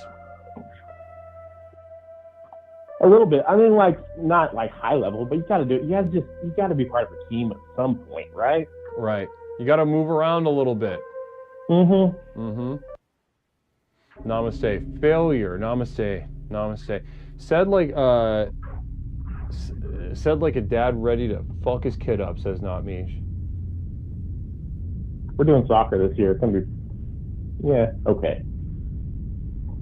I can tell he just is not gonna give a shit about sports, so I'm not gonna push it. But he's got to do like one season, you know. Well, the kids got to move around. Yeah, that's the thing. Exactly. Yeah. Or they could just get fat. What if you made him fat? Fat kid? What if you made your son fat? Yeah. It's not fun. I mean, you can make him, but then he'd have to. We could make him a fat kid. He won't do it though. He's like, it's so hard to make him eat food. Like to get a child to actually eat food at this age, he just only wants to do what he wants to do, and food is the last thing he thinks about. And we have the most fucking mind-numbing conversation. That like you think you with a significant other when you're talking like, hey, what do you want to have for dinner? Try having that fucking conversation with a 6-year-old that does not give a shit about food. And that's the only thing I think about because I don't eat until I get home at like fucking 5 p.m. And all I've been thinking about is food all day. And I'm trying to bounce my fucking ideas off of 6-year-olds, and it's just not happening. Just like mac and cheese, not happening. Nothing. No, nothing. Fine, we eat nothing tonight, you know? So if you're gonna make him fat, you'd have to trick him. Trick him to eat. Like yeah, maybe you have like to fuck with his thyroid or something. Or sneak like pills in his food that like kind of slow his metabolism down. And at that point, you could really just fuck up his whole body. Because if you're slowing down the metabolism of a child, who knows? You know, they're gonna have soft, weird little bones forever. He could. This kid I knew got one of those injections to make him taller when he was young, and now he looks like freakish. Now he looks freakish, you said? Yeah, like super. He can't gain weight. He's super skinny, but he's not that much taller. I don't know what it did to him.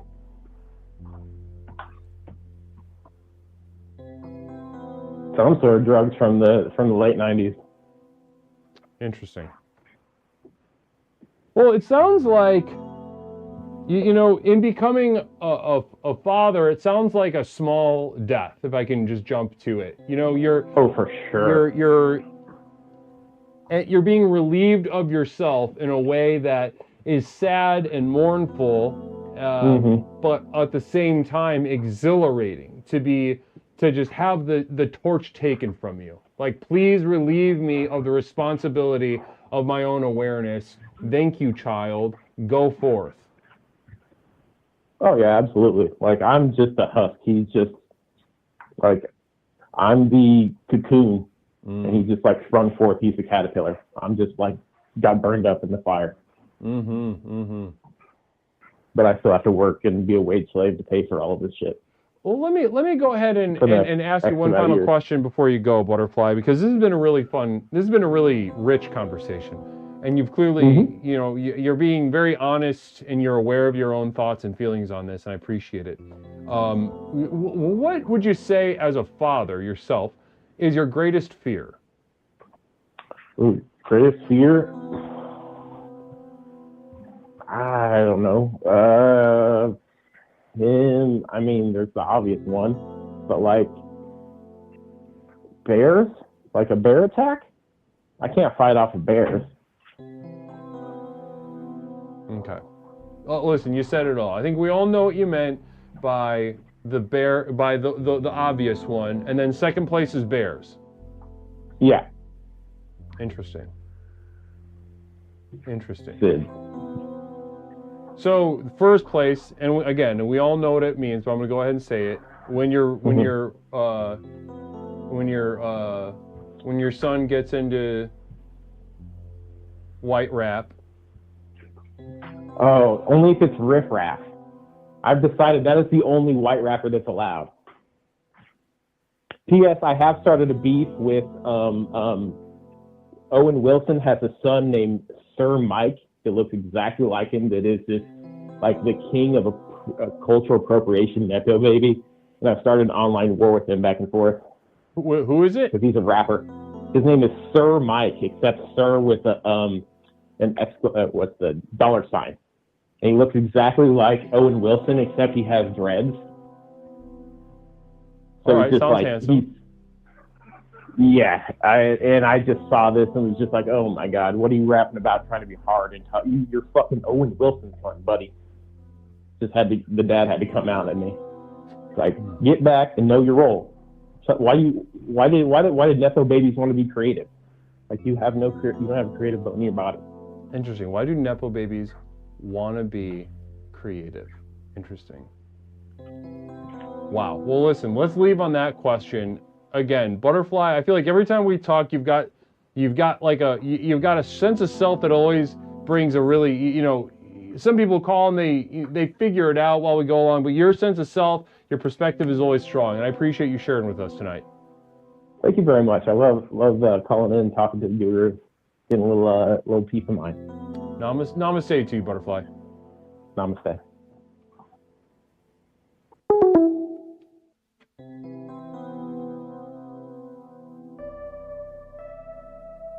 Nighty-night, Pox. Have a wonderful evening. Blessings. Thanks for spending some time with us tonight.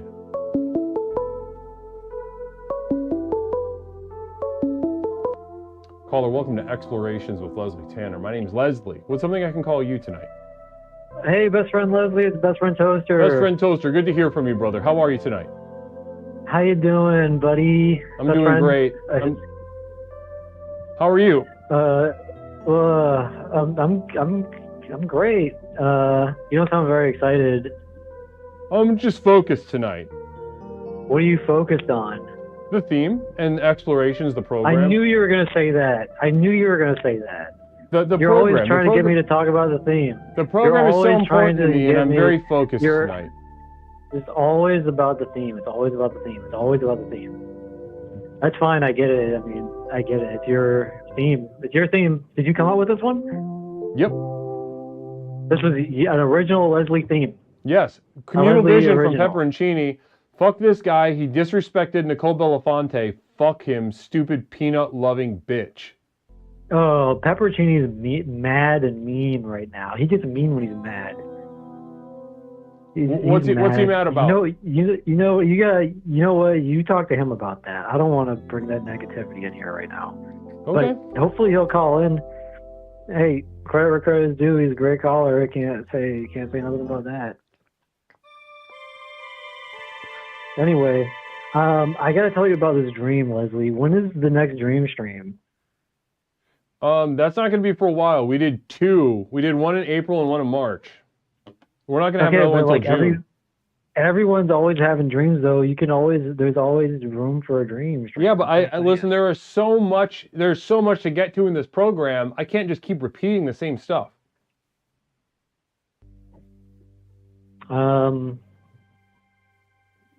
So it would be bad form for me to talk about my dream during this episode right now. Does it have to do with your father? Is your father involved? Oh, good question. No. Then I do not want to hear about your dream. No. That would have been a great way to tie it in. Yep, that would have been a great way to make one. Actually, mm-hmm. He is in the dream, actually. I just remembered. He actually is in the dream. Okay, then. Okay, so I can talk about it? Yep. Go for All it. right, dude, Fatherhood. you're gonna so love this is so through this dream we will explore what fatherhood means to little Toaster here. Yeah, and maybe there'll be like some major revelations I make about my father or something. Uh-huh. Yeah. Sure. Well, let's Yeah, jump right so in then. If your father is involved, I Yeah, he is. would love to hear this dream that in which your He father. is. And also, maybe he doesn't even have to be in there. Maybe it's like I have children in the dream or something like that. You know, that would still count, right?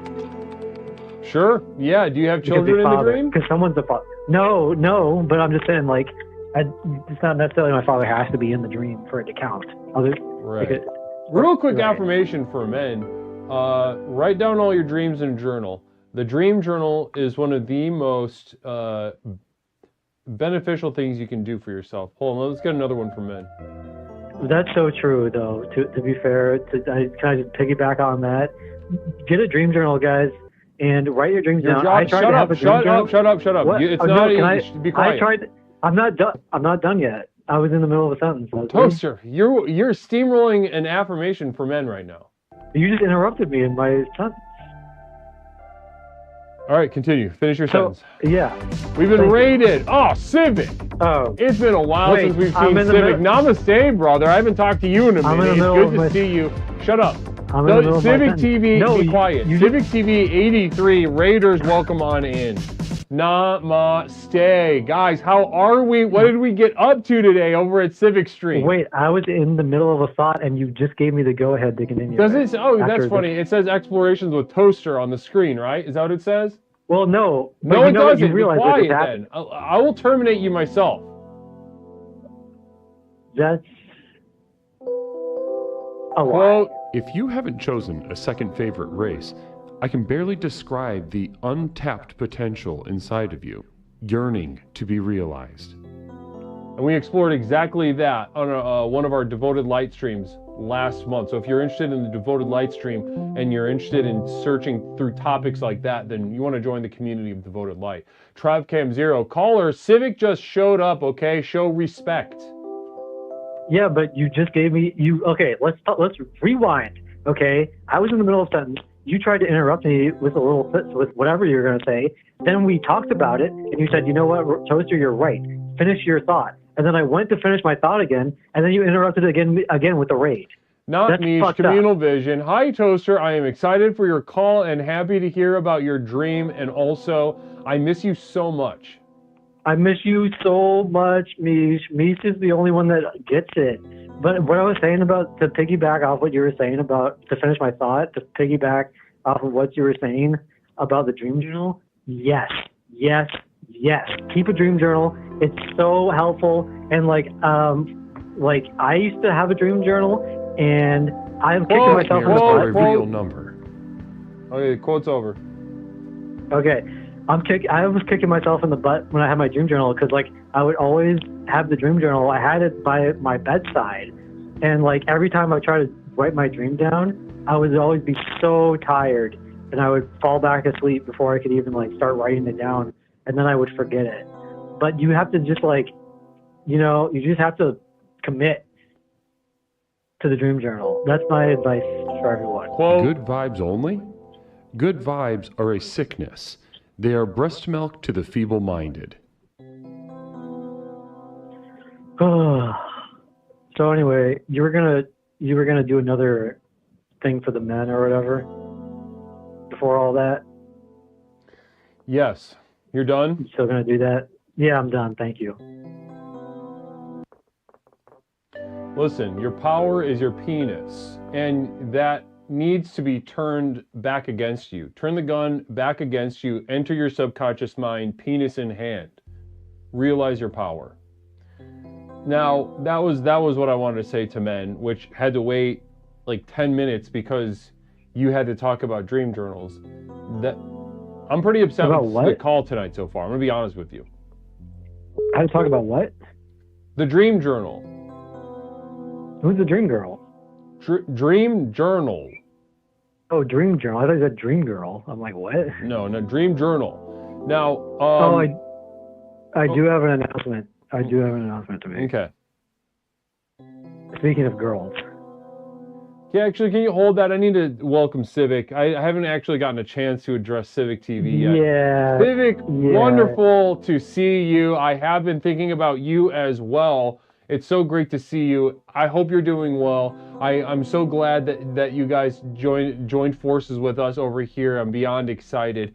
Namaste to you. I hopefully you've been doing well lately as well since the last time we spoke. Jessica Bears, Toaster meeting the dad is always a big moment in a relationship. Have you met their dads yet? Before I answer that, I just want to piggyback off what you said about Civic. Huge fan of Civic myself. Thanks for the raid, Civic TV. And then to answer Jessica Bear's question, sorry, could you repeat the question? Leslie? Yep. Toaster, meeting the dad is always a big moment in a relationship. Have you met their dads yet? I haven't yet, and sorry, bad news incoming. I don't think I will, because I think I'm breaking up with her. And with her, so, who are we talking about? Catastrophe. Real quick affirmation for fellas, listen. It's if you're afraid of your own hands, this is a perfect place to begin with building your own home.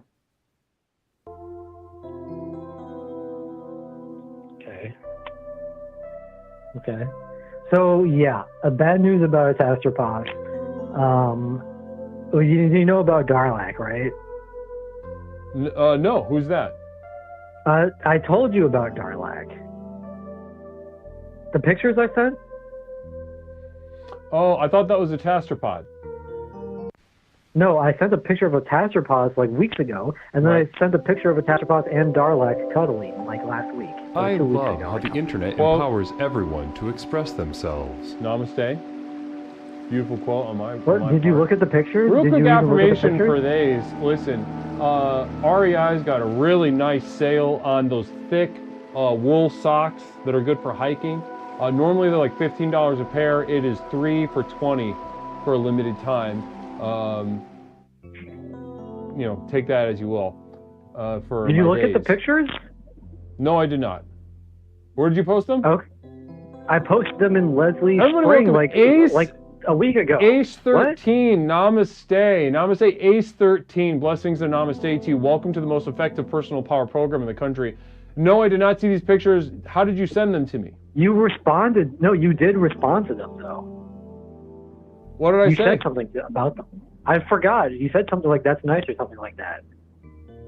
Or thank you, or something. Oh, well then thank you, and that's nice. Thank you. Yeah, but you don't even remember? I do not, no. Okay, well, basically I'll catch you up, I guess. So, I mean, you remember the picture of a Tastropos, though, right? Yes. When it was just her? She's long, you remember right? that, She's the long one, right? No! She's a single nut. Darlac is the triple nut. Okay. So you do remember so you saw the Darlac picture? Yeah, I saw it. I saw the picture. With them together. Uh-huh. Yeah, Darlac's the triple and Atastropos is a single. Okay. Okay, so you okay. Jesus, I don't know what to do with you sometimes. Okay. So anyway, yeah, we opened the relationship. That's where Darlac comes in. Because it was me and Atastropos for a while, and that was great. And she had the idea to open the relationship, and that's when we found Darlac. And Darlac's a triple nut, and I always liked Darlac, but she never really, I don't think she really liked me. And then like, I don't know, like a few weeks ever since we opened it up to her, Atastropos has been acting like weird towards me, and I don't want to assume the worst, but I think Darlac is like talking to her, right? So I guess maybe like maybe I should ask you for some advice, like what do you do in that situation? But like they both pretty much hate me at this point, and they're like not including me in anything. And I'm like, wait, like what's going on? And it's basically just the Atastrophos Darlac show at this point. And I'm like, they're acting like I don't exist. And I'm like, so, like, what are we doing? And I'm thinking about breaking up. I'm breaking out of the whole situation. Wow. Now that's interesting. So you don't even consider it a break up, you call it a break out. Yeah, I'm breaking out. I'm breaking away. Where did you learn that? That's really powerful. Well, breaking away, I'm going with that one because that's actually the name of one of my favorite Rat-Tat-Tat songs. Great band. If you've never checked out Rat-Tat-Tat, you should check it out. I have. But I've breaking listened away to is. them. Oh, what is your favorite Rat-Tat-Tat song? You know, it's been a long time since I listened to them. The one with the guitar. You know, the one that goes. Well, they all have most of them. Most of them have guitar. Wait, how does it go? It goes being. Maybe 17 years. That's a popular one. I don't recall the exact name. That's another. What do you think I should do? What do you think I should do about my situation, though? Should I break away from them? Well, it sounds like. Or how do I bring it up? Because I don't even know how to bring it up because they don't want to talk to me. It seems like. Listen, if you want to do a mediation, I'd be happy to do that. But I feel like I'm only getting like a third of the story right now. You know, you're in a polycule. Yeah, it's and a in lot. order to counsel you through the polycule, I need to be able to see what the whole picture looks like. I need to get Atastropod and Darlax both. Atastropod. Atastropod. You call her Atastropod? You call no. I did. I said a D. I spelled it, and I did spell it for you too when I posted the picture. So I'm assuming you forgot about that too. You did. Atastropod. Yeah. Atastropod.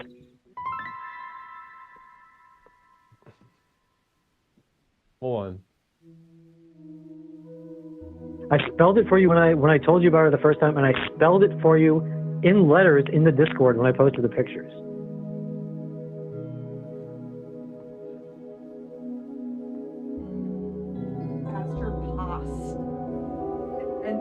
Atastropod. Okay. Thank you, Heath. Someone who actually pays attention and listens to me. Darlac.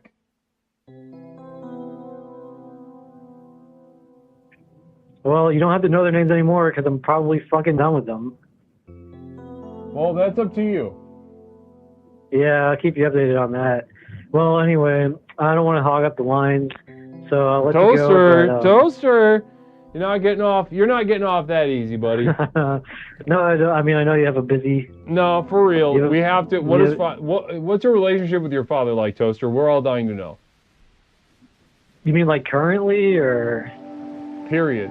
Like throughout history? Like what is it? Overall? Is he alive still? Overall, you know, it went through a lot of phases. I would say overall, solid. Phases. Interesting. Talk to me about these phases. You know, good and bad, ups and downs. Right. Okay, yeah. You know, and that's normal, right? Everybody's got some ups and downs. Yeah. Talk to me, what do you mean by ups and downs, though? Because this can, you know... Well, I mean, how long have I been on the line now? I know you're testy about that kind of thing. And no, I mean, I'm testy about talking to you about the theme and you talking for over 16 minutes about things that have nothing to do with the theme. Yeah, I get a little testy about that. So if we could talk about the theme, that'd be awesome. Well, what about the dream? I still need to tell you the dream. Yeah, well... Look, I'll just call you back next time and I'll tell you about the dream next time. You have a good show. Yeah, is this real quick question, Toaster? So I know, you know, a shape of the down with your father might be the time that he the Dow. is over 50,000 right now. No, the downside of your dad The was that he R-worded you, called you the R word, and then he killed you. That was one of the downs. Yeah. Yeah. So again, you shared this very bravely in the chat one time. He R-worded you, which means rape. He called you the R word, which means retard, after raping you. And then he threw you down the stairs. Is my memory serving me correctly? And then I didn't say that specifically, but fill in the blank. It was a personal experience. I don't want to say how he killed me, but whatever you want to put in there.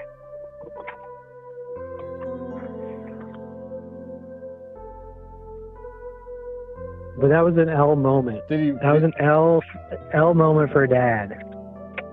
Okay. What's a W look like with Papa?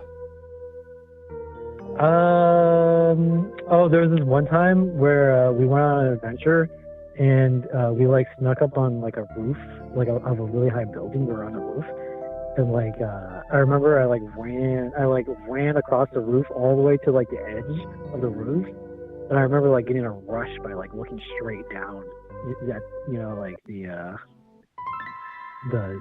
the ground from high above, and I was like, whoa. And he was like, watch it, don't fall off the roof. And I was like, don't worry, Dad, I won't. And this was just really life-changing, really good stuff? I'll never forget that. Mom never would have let me on the roof like that. Wow. All right. So I'm going to be honest with you. Your childhood is a lot darker than I would have guessed. Well, like I said, ups and downs. I mean, pretty significant downs and not a whole lot of ups. You were raped and called a retard and killed. Yeah, but the roof thing was cool. You ever been on the roof of a building and just it's really cool. Is being on a roof as good a what? As rape is bad? You call it a roof? I did call it a roof. Don't play that game with me right now. We're in the zone. I'm trying to give you your power, brother. I'm gonna let you go on that, buddy. Is being on a roof see you later. As a child as cool? No, don't try to change it. Rape. Own it. Being raped and called a retard is bad. Oh shit. Hello? Did you hear that? The exhilaration of being on a roof as an 8-year-old. Rape. On the other hand. What's the question? How does that scale balance out, in your opinion? I'm still getting over this roof thing. So now you're calling it roof. You're trying to backtrack. All right. Well, we found a source of power for Toaster. All right. Namaste, Toaster. Thanks for joining us. Okay. So I can go now? Yep. Namaste. Say namaste, and you can leave. Don't you think that's too much? Can you just say it, please? You said it. I saw you say it in. You said it in your own stream, and you said that I can just start saying it now. You said that. You remember that? Come on, Ronnie. That's too much. Don't you think that's too much to ask somebody? No, I don't, because it is an important word here at the program. Oh. Say it. Okay, I can say it. Okay, I can say it for you. Okay. Okay, Nam. There, is that good? You didn't say the whole thing. Say the whole thing. Oh, come on, that's too much, don't you think? No, I don't think. I think that Nama. you say you. I think Nama. that you are. I said it. I say it. Nama. I said it. There. You happy? Namaste. Say the stay. I just think that's too much to ask somebody, don't you think, Ronnie? I think that the chat is saying that you say it all the time on your stream now. I just think that's too much to ask somebody for no reason. No, this is blatantly disrespectful. This is disrespectful. right, that's a sour note to end the first half of our exploration on, but that's what it is. Namaste. Got a glimpse of you know, what's going on the back burners in Toaster's mind. It's dark. It's very dark stuff, as we can imagine. He sexualizes these peanuts, these acorns, these waifu pillows, these etceteras, and underneath that is a lot of R words, and none of them are good. Namaste, everybody. I need to take a little pee break, and we'll be back tonight with what I knew tonight was going to be a heavy night. What does fatherhood mean to you on Explorations? We'll be back in just a minute. I have to urinate. I'll be back in just a second. And stick around, though, for a couple words about my community of devoted light, where you can enter my inner circle. Take advantage of the monthly postcard. You can get access to the exclusive streams, one of which will be this Saturday. Private, exclusive, robust explorations. In addition to all the access to all the, you know, the backlog of materials. Namaste, everybody. I'll be back in just a moment. Sit tight for the second half of Explorations with Leslie Tanner.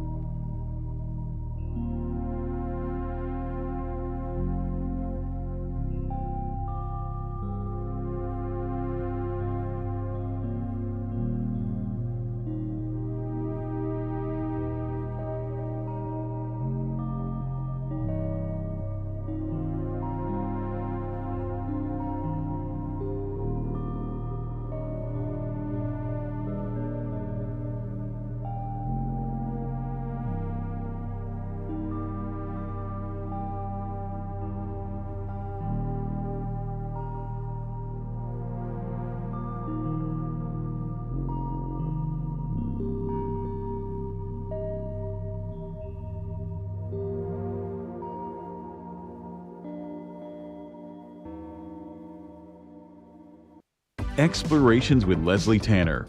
Since Leslie and his program broke onto the scene, Explorations has become the #1 best-selling and most influential personal power program in modern history. Millions of people from all over the world have gotten a chance to meet this truly remarkable man and utterly transform their lives with the power of Explorations. I listened to this introductory tape and I knew then and there, this is what I needed. I felt just so much better knowing there are a bunch of people out there suffering like me. I'm not kidding you. I think after the first tape, I knew, okay, I'm gonna be fine. I got such relief from the very beginning of starting the program. Now that you've gotten a taste of what this program is capable of, it's time to show you how to take your life to the next level. Here to tell you more about what is possible is legally licensed clinical therapist, author, coach, speaker, entrepreneur, martial artist, amateur musician, one of the nation's foremost thinkers, and our guru, Leslie Tanner. Good evening, everyone. Whether you've been with us since the very beginning and have watched Explorations work wonders in your life, or you're joining us for the first time tonight, I say namaste to you. As you've watched Explorations in action during our call-in show, no doubt your mind is reeling from the limitless potential you now know is possible. Between the tailored themes and lectures, to the myriad avenues of exploration through the channel points, to the customized ways to interact with me and the community, there simply has never been anything quite like this program. Now is usually the point in one of these self-help programs where it starts to sound like a sales pitch. Someone like me might normally say something like, "Listen, I know your time is precious. Let me cut to the chase." But there's only one problem with that. We know your time isn't precious. I could speak at length for hours and hours about absolutely nothing, and I still wouldn't be wasting your time because, well, you're here, looking for a fast, all-encompassing solution to the problems in your life that have become so intolerable, you're not sure what you're going to do. You may be considering any number of extreme decisions, ranging from short-term band-aids to more permanent solutions. However, as dark and bleak as your situation is, so too must our tools be bright and revolutionary. So whether you're tired and looking for more energy and enthusiasm for life, or maybe you're lonely and isolated but want better relationships, let me tell you that for these things and so much more, my breakthrough program of explorations to explore the universe and beyond really works. It's worked for elite performance athletes, critically acclaimed artists, best-selling authors, entrepreneurs, and for thousands of others just like you. I have been blessed by the universe for a brief moment that I now command upwards of $50,000 for speaking engagements. But through the technology of this program, you can hire me, Leslie Tanner, as your personal therapist, coach, and guru, all rolled into one at the Community of Devoted Light on Patreon.com, where you and thousands of others just like you are learning to leverage the chaos around them to catapult their lives to heights that were previously unimaginable. Here's how it works. I've created a tightly knit community where individuals seeking to access the next level are able to study, reflect, meditate, and grow with an ever-expanding library of exclusive materials, each containing life-changing tools and techniques designed to explore topics covered here in our call-in show, but much more deeply, therefore increasing the benefits of the program exponentially. These materials include your name in the credits at the end of the stream, demonstrating the importance of your leadership and the value of your investment. A signed personal postcard sent out each month full of observations and witticisms by me, Leslie Tanner. Look at that. Isn't that beautiful? Exclusive video materials not available to the poor, designed to rocket your progress past those who cannot afford success. Here's a little sneak peek at what you're missing. After he admired her picture for a moment, he pulled the sign out of the ground and walked back to the pile of dead dog he was messing around with. On the trek back to someone's rotting baby boy, he kept wondering if Jen had bought that jewelry in her picture on QVC, and that he should remember to look for gifts on QVC when he started getting anxious about gifts for people. It's so downloads of all specially crafted music used in our productions here and elsewhere that have accompanied your journey thus far. Tracks such as New Beginnings, Psychic Romance, Reaching into Darkness, or The Skeptic's Gamble.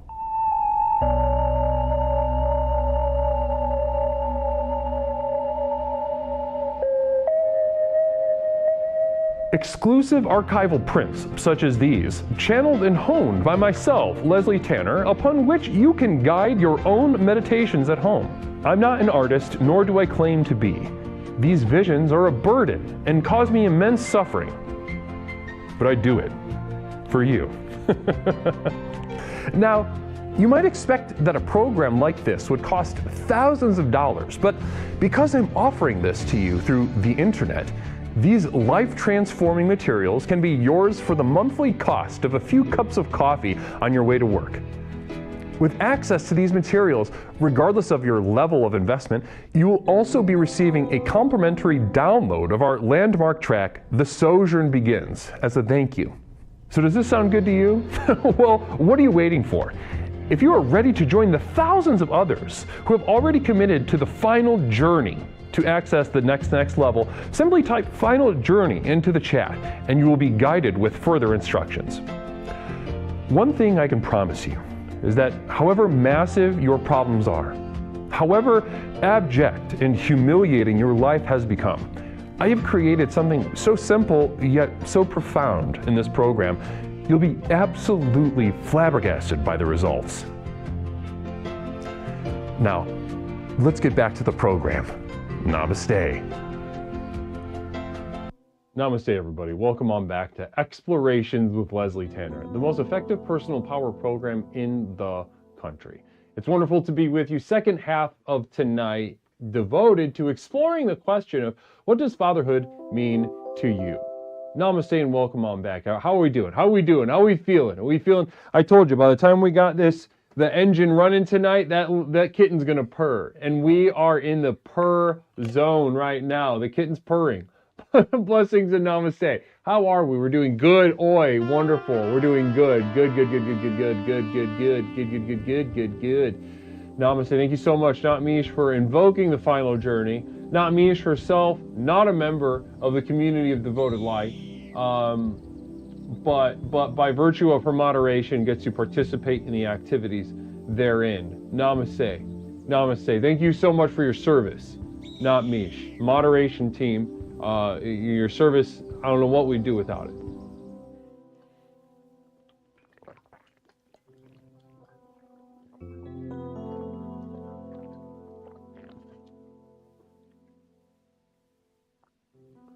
Namaste, everybody. So, guys, let's just jump in. Let's open that line back up. I know many of you are still chomping at the bit to call in and speak to me, Leslie.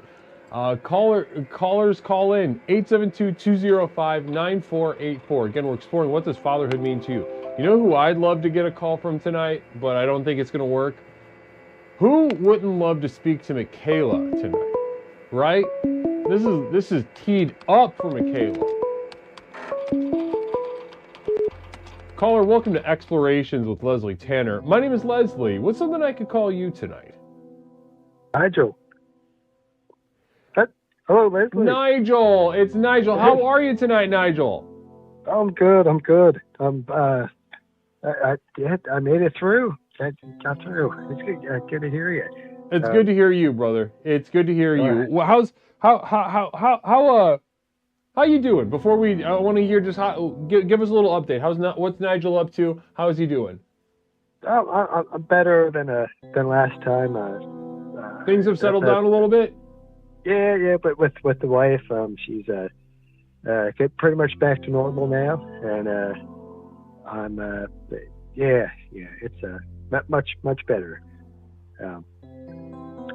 Anywho, Now, I was going to say. Now, hold on. Now, tonight is about fatherhood, and I think before we jump into the theme, which I know you've got thoughts on as a father yourself, I'd kind of like to just give maybe a little spark notes of what's been going on with you for the past couple weeks. Okay.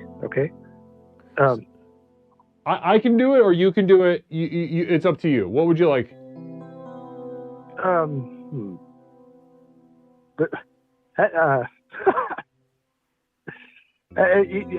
go ahead. Listen, here's the deal. Now, Nigel here, hardworking father, and recent the clan has extended. We got a new. Say again? New child. New child. I got two daughters now. One of them's just over 2 months old, and the wife's been going through some post. I can't even remember. It's getting late here, Leslie. Right. So some postpartum sort of, paranoia, depression, something's going on, right? As the hormones being unleashed in a woman's body at that period can be very, very, very, very distressing. So a couple weeks ago, your wife said, "Listen, I'm taking the kids. You're never going to see them again." She left with the kids, and you had to sit there holding your cock and calling old Leslie to say, like, "Hey, this is what's going on with me," and you weren't complaining. You're just kind of relaying the story. Yeah, I didn't know she had that card in her deck, and things are back to normal, but I still don't. Kind of my trust is not 100% there because. I didn't. I mean, it's an extreme thing to do. Did you guys talk about it? No, not yet. No. And I kind of don't want to revisit that too soon. But eventually we'll have some time to sit down and go over some things. Right. So you're just waiting for the opportune time to say, hey, do you remember that time you basically kidnapped the kids for a weekend? You told me I'd never see them again. Yeah. Yeah. Okay. Well, listen. I'm both excited and I also don't envy you at the same time, right? Because bringing that stuff up can be kind of like, holy shit, we actually have to do it. But at the same time, what an exciting moment that will be, right? To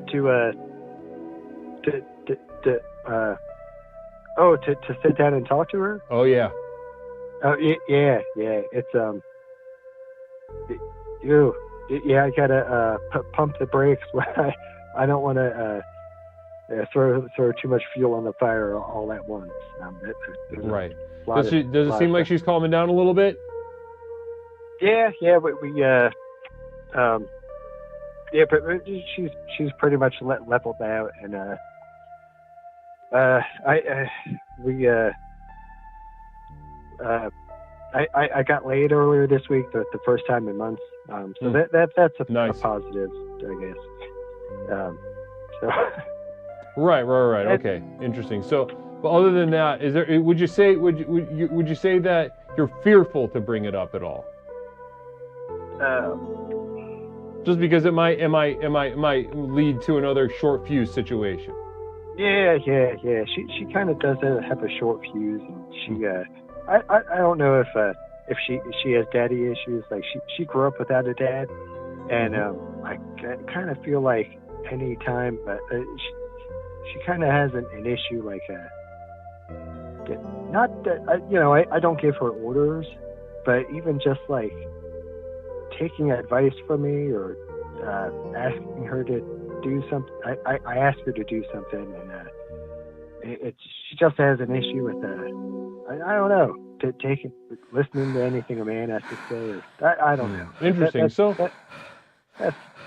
Nigel, honestly, I know sometimes you're reticent to share like in a flow of consciousness kind of way, but tonight's theme, what does fatherhood mean to you? Like we're already there, right? We're dancing right around it. So, I think one aspect of fatherhood that you're bringing up right now is this aspect of, as many fathers find themselves in, it's a shared parental situation, right? Fathers usually aren't single fathers. Most of the time, it's a father and a mother. Am I right? Right. So just and what you're exploring right now, and I think is a huge benefit to everybody here, is this aspect of that, the aspect of shared. How is that going? How's the shared parentship going? Sounds like it's not going good. No, not too well, and it's kind of one-sided with certain things like a religion. She kind of just took it upon herself to, she's not really Jewish. Her stepdad became Jewish later on, and then her mom adopted it. But to be honest, I feel like that's more of a hereditary thing. And if any of them would go to Israel, I feel like they'd be called a stupid goyim, and they'd be spit on and told to fucking get lost, and they'd be ridiculed. But so she's kind of just like LARPing, I guess. But I've never brought that up to her. And I don't think it's a good idea. Based on the context clues that I have, it doesn't sound like that would go good. No. So, but yeah, she took it upon herself to when she took the kids, she took them down to the parents, and they did Passover and stuff. And then like the following week, I found out she was for her pre-K lunch boxes. Like she wasn't letting her eat bread. It was just like matzah, I think it's called. And you know, we had spoken about this. Like we can't. This is we got to work on this. Like as like you were saying, it takes two people to raise. Right. And it just seems so one-sided sometimes. But well, yeah. you know, it's because here therapist, right? I'm a therapist. I'm gonna give a little bit of a breakdown just to get everybody, you know, a size of the scale. And I'm sure you've thought about this, you know, to maybe you wouldn't use this exact language, but it sounds like her real dad not in the picture, stepdad Jewish, right? Right. She idealizes the stepfather. He's an anchor, right? She can't trust men except for the stepfather. You're one of the men she can't trust. You remind her of her father. So now this Judaism is like even though it's it feels brittle. It feels like a defense against something, because it is. It's a defense against you. And so it sounds like ultimately you're losing the Jew non-Jew battle. Have you so as you know, as somebody who's losing, have you found, are you looking for ways to maybe get the score up on your side, or have you considered becoming a sort of a Jew yourself? Oh, no, I don't. Yeah, I don't agree with that.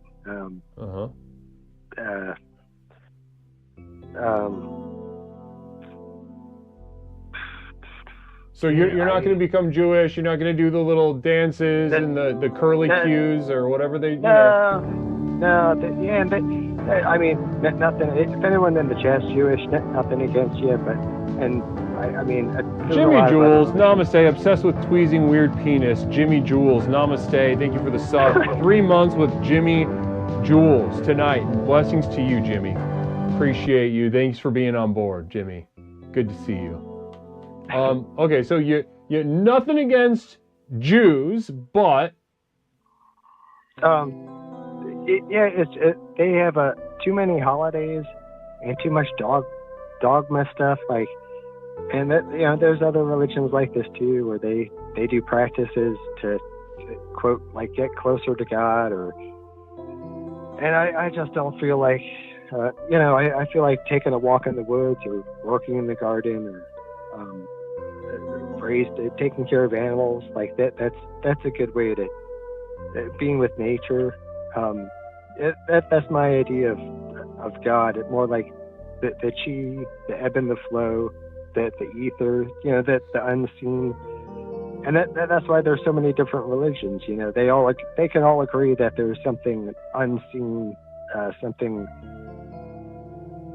beyond what our five senses can sense. You know, right?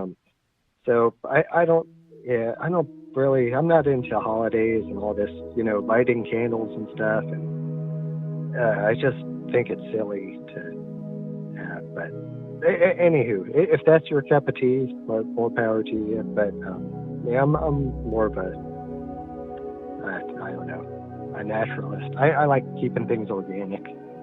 Well, the thing that religions have in working for them that your naturalism doesn't is conviction. Is you're communing with nature, but they are sort of terrified of nature. And so far, if I based on how this has been going for the past couple weeks, couple months, I'm making a prediction. Your kids are going to be in a little pre-K klezmer band within 6 months if this keeps going. Sure. Which sounds cute, right? Can you imagine some little kids with little hats on, playing the clarinets and the whatnot. Can you imagine that? That would be a lot of fun. Yeah, I guess I gotta have this talk with her. So the sooner the better, because we have some things we need to sell out. Because it was never resolved. It was just like swept under the rug, and now she's back to normal. But my trust isn't there, you know. I mean, that's understandable. That's understandable. But you know,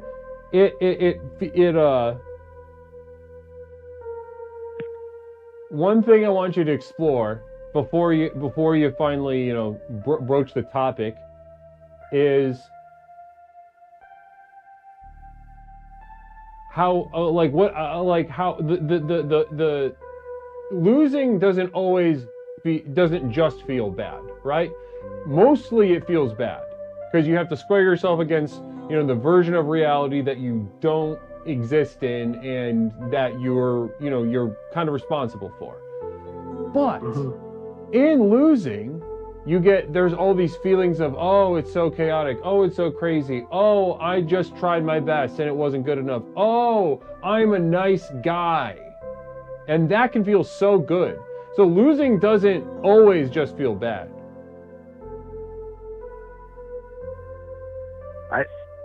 So if you take the winner's route, just be aware that you might not get to, you know, tell yourself you're a good guy or something. I mean, there's a whole host of benefits to losing that losers are very familiar with. I'm sure we got some losers in the chat that know what I'm talking about. Okay. I follow you now. Yeah. Yeah. You see, now this is exactly what the program is made for. So, Nigel, listen, I'm very glad that you called tonight because it didn't even, as soon as you called, I was like, holy shit, we've got a pregnant conversation ahead of us, given your recent experiences. Oh yeah, yep. Yeah. Well, do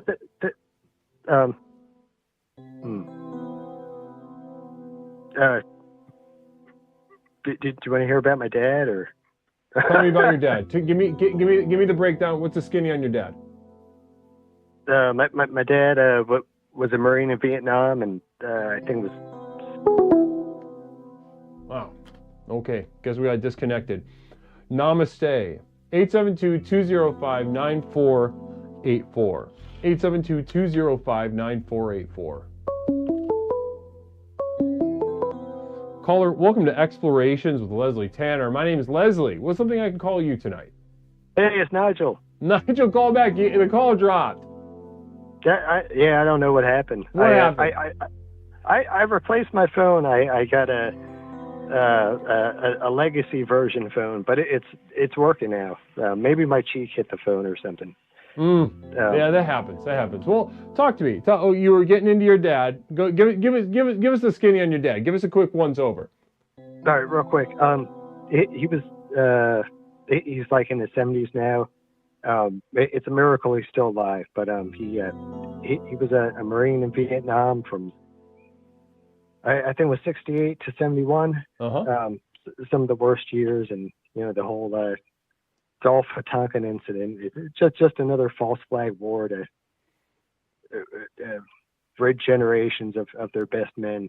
And you know, and then the ones that do survive, they come back but broken men most of the time, like my dad. And so he when he came back, he drank for I don't know, 30, 40 years straight. And it wasn't until I graduated high school around that time that he had finally quit drinking. And I remember them taking him to the hospital, and he had a bottle of vodka in his hand, and they tried to take it away from him, and they were like, no, let him have it. He, you know, because he's got to slowly wean himself off of it, to keep the delirium tremors away. And, right. Anyway, yeah, growing up with him, he was always drunk all the time, and he's on his 5th marriage. Always had different women and stuff, and the parents got divorced when I was like 6 or something, so I rarely got to see him. You know, at first it was like once every couple of months, and then it was like once a month on the weekend, and then it became every other weekend I get to see him. But yeah, he drank a lot and hit us with his belt. I got a twin brother, and I remember being sound asleep, and he'd be downstairs watching HBO or some shit, and he'd come upstairs and wake us up in the middle of sleep and start yelling like, "Stop making so much goddamn noise!" And he'd take off his belt and whip us on our backs with his belt. And yeah, we'd be sound asleep, not making any noise, and yeah, he'd grip us up and pick us up by our throats and slam us against the wall and yell at us like a drill instructor. So I wasn't too far. Like I love seeing my dad. I wanted a dad in my life, but every time I got to see him, he was drunk and abusive and just partying all the time. But eventually he got his shit together, and now he's I don't know how many years, maybe 20 years he hasn't drank. 20, and but yeah, totally different person now. I call him, his name's Milton. I call him Saint Milton because he's and I talk to him every day now. But yeah, he still goes to AA. It's not everyone's cup of tea, but he helps other people and just very outgoing, and he's the dad I always wanted. But honestly, I didn't think he would survive that long. You know, he had so many different accidents. He had a Triumph. He drove it into a telephone pole and split the car in half, and they came and they couldn't find his body, and somehow he walked home. I've seen him fall off a 40-foot ladder before, and he broke his jaw and his ribs and his arm, and there were teeth on the ground, and the little kids came out of their house. They were screaming. Yeah, or like going to work with him, and he'd be drunk and passed out by 10 a.m. off of orange juice and vodka, and me and my brother have to finish up the fucking job for $50 a day. Yeah, what a shitty dad. I fucking hated him for a long time. But whoa, sounds like a saint. Yeah. But sounds like a saint. Sounds like a saint on earth. Namaste. Well, wow. Well, listen, listen, brother Nigel. What I'd like for everyone in chat is to marinate with what you just said, because you painted a very specific picture, and like Raji, an experience that not everybody has. Not everybody has insight into what it's like to have a father like that growing up. So, and I want those who are going to learn, who need to learn through empathy, to hear the Herculean cognitive dissonance that must be endured and tolerated in order to speak like Nigel right now, right? This guy, like, to hear that behavior, that violence, and then to hear, I call him Saint, what was it? Milton. Saint Milton. Milton. Wow, that's awesome. That's beautiful. Well, listen. Go ahead. It took me a long time to forgive him for all that shit, but you know, I gotta let shit go. You know, he's doing his best, but it's never too late to turn your lives around, people. You can. Anyway, I've been rambling on. I'm sure there's other people that want to call in. Well, listen. We'll, the next time, one of these times in the future, we're gonna get into what you mean by move on and let go and forgive, because I think that once we get in the weeds of that, we're really going to be unlocking the power of the next level. Yes, sir. Truly, well, truly. Namaste, Leslie. Thank you for having me. Of course, Nigel. Have a wonderful night. You too. Namaste. Good night, Guru. Namaste.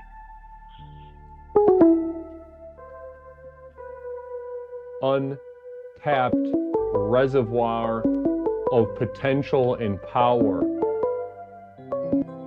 Do you see? Do you see? Do you see? Do you see the unresolvable conflict, ladies and gentlemen? Do you see how powerful it is? Do you see how much energy it takes to look away from our greatest sources of power? Do you see what this program is all about? Namaste. Caller, welcome to Explorations. My name is Leslie. What's something I can call you tonight? Hey, Leslie, this is Bit Wars. Bit Wars. Brother, welcome back. How are you? I'm doing great. Thanks for asking. Ace, welcome on YouTube, too. Welcome. Good to see you, Ace. Thanks for hanging out with us tonight. Bit Wars, yeah, I know you were hanging out earlier. You said, I want to participate. I got my son around me, though. So, did you put him to bed? Yeah, you could say that. He's in this room. Would you kill him? Now, so. What did you do? Is he trying to go to sleep, basically? No. He's chill. I just didn't want to say anything bad or right. Or Oh, okay, I understand. How old's your son? He's 25. 25. 25 years old. You don't want to say swears around him, huh? No, it's not swears. It's just, well, tonight's theme really spoke to me, and I just wanted to, get real with it, and I didn't feel comfortable saying some of the things that I would say. Well, listen, it sounds like you've been ready ready to rock and roll. So hell yeah. Let's get into it. The question being, what does fatherhood mean to you? Talk to me. Okay, so it means a bunch of different things to me. So, for my dad, to him, it seemed to mean like optional. He bye, Daddy. Yeah. There was a lot of words, but not a lot of action. Right. A lot of like, I think about you every day, and oh, I love you so much, and oh, we're gonna go camping, and we're gonna do this and that and stuff like that. But he just he ended up choosing drugs and stuff instead. So that would was be that. like, let's go camping, let's go play something. And what kind of drugs did he do? Did you ever see? Everything on the table. At least that's what my mom told me. Back in the day, it was probably like pills. Did he shoot up? Yeah. Pretty much everything. He ended up actually becoming homeless, and I ran into him like 20 years later outside of Walmart. Which was good place to be homeless, though. Not the worst. Yeah, instincts. he eventually got his life together. He ended up marrying this retarded lady. And does she actually have Down syndrome? No, I think she's just. I think she was. I don't know. Maybe she had dementia or something like that. Or maybe not terrible instincts. Homeless in Walmart. Stuff, marry somebody with quasi Down syndrome. Get yourself out of homelessness. Yeah. Interesting. Okay, so a piece of shit, but an interesting path. Yeah. So he married this retarded woman. That was it. Right. And then after that, I ended up having a stepdad who was the dad of my little sister, and he was pretty much a nightmare. Earned our trust. I went to my first basketball that I ever got to go to, the first NBA game. He had taken me, and basically just really made us be like, yeah, like Mom, you have my endorsement. And then he turned out to just be a nightmare because he hit us, and kids force fed us. We had to eat like spicy ass shit because he was from the Caribbean, and I guess they like that shit out there. And so just kind of thrived on our torment. There was a racial element too. What's that? There was a racial element. No, I was just saying, like, he was from the Caribbean. Like, I didn't care. I actually kind of liked it, but I thought that was cool. But so you thought that part was cool? Turned out to be a piece of shit. So did he? Yeah. But he beat the shit out of you guys, right? Yeah, he was awful. Did he use like a fist, an open hand, a belt? Or what was going on? Yeah, no belt, thankfully. But he hit hard. He was pretty strong. Yeah. I mean, grown men are generally much stronger than children. It's very easy for grown men to beat the shit out of children. Yeah. 11-year-old me was like basically like, And from the perspective, again, not terrible instincts. From the perspective of a grown man, it doesn't not make sense to beat the shit out of it. I mean, there is a logic, and that's why it's so upsetting. It's not the illogic nature of the act that makes it upsetting. It's because it makes sense, right? You're gonna win that fight. 11 years old, grown man. Oh yeah, that's an easy dub. But I feel like Continue. I'm sorry. I feel like it ended well enough though, because there was another rocky hurdle in my young life, because by when I turned 16, I ended up becoming a dad. So 16, early. I was gonna say you sound young, and your son's 25. I was like doing the math in my head. Yeah. I was a junior. Like I just started my junior year when he was born, and that was crazy. I'll bet. Was pretty fucking wild. I mean, you kind of a child yourself still. My upbringing, I ended up having a kid at 16. But yeah. Yeah, kind of. Yeah, what was that like? Right? At that point, did you still live at home? No, I ran away from home. Okay, at the age of 16 or before? It was before. Like I went because she had a complicated pregnancy. His mom, she was 16 as well, and she ended up having to get life flighted to like this children's hospital, and then she was there for like a month, and then he was born a month premature.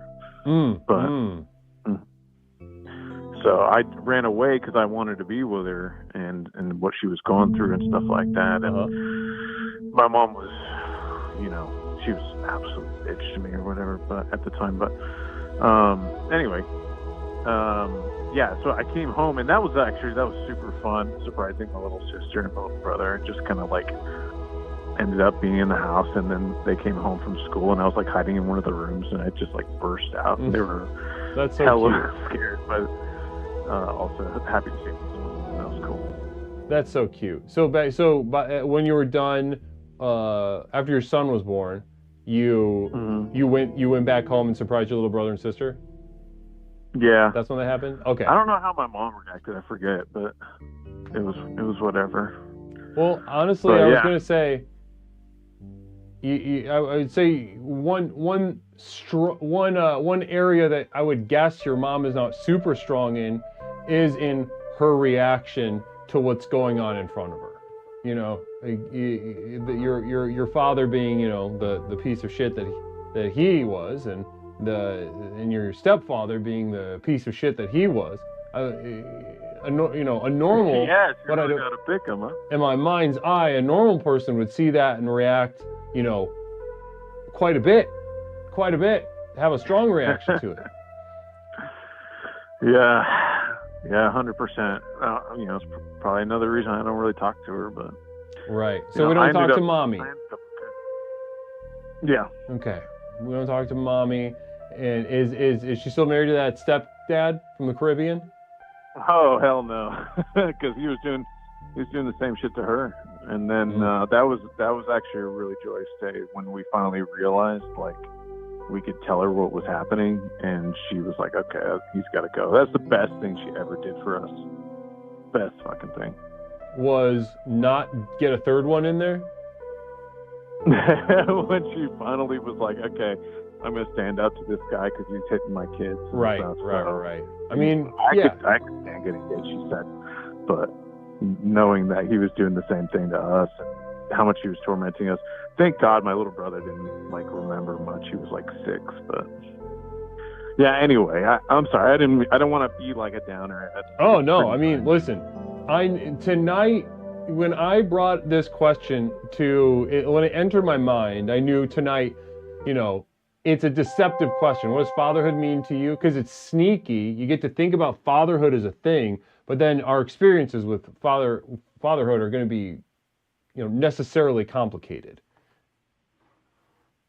And what was the the button was muted. The thing I was going to say. So, okay, so son, 16. So tell me. So you pretty much went out of what's the saying? You like jumped out of the pot onto the burner or something like that. Like you immediately transitioned, arguably still as a child, an adolescent child. Yeah. You became a father. Tell us about that experience, fatherhood in a very, very specific context. Well, I think I thought about the fathers that I had in my life, and they actually taught me valuable things, how not to be a father. And so I basically said, okay, well, one, I'm not going to hit or torment my kid, and two, I'm going to be there for my kid because I remembered how bad that made me feel. I have my dad around, so I was like, I could be a hell of a lot better father if I just did those two things: be around and not hit my kid. So that's what I did, and it worked out pretty good. So you list, because if you were 16, you're writing down in a notebook I got to be a dad, how to be a dad, and like you start writing things down like beat the shit out of my kids. No, scratch that out. They kind of, basically like brainwash them, force feed them, make them feel bad about the food. Did you guys, any of you guys have eating disorders? No. But I mean, there was times I caught myself where I'm like, eat your fucking vegetables, like you gotta eat that. And I would get pissed off, and then my mom would undermine me as a father, and she would be like, no, like, he's at grandma's. He can eat whatever he wants. So I'm like, even when I finally get a chance to be a dad, I can't even be a dad.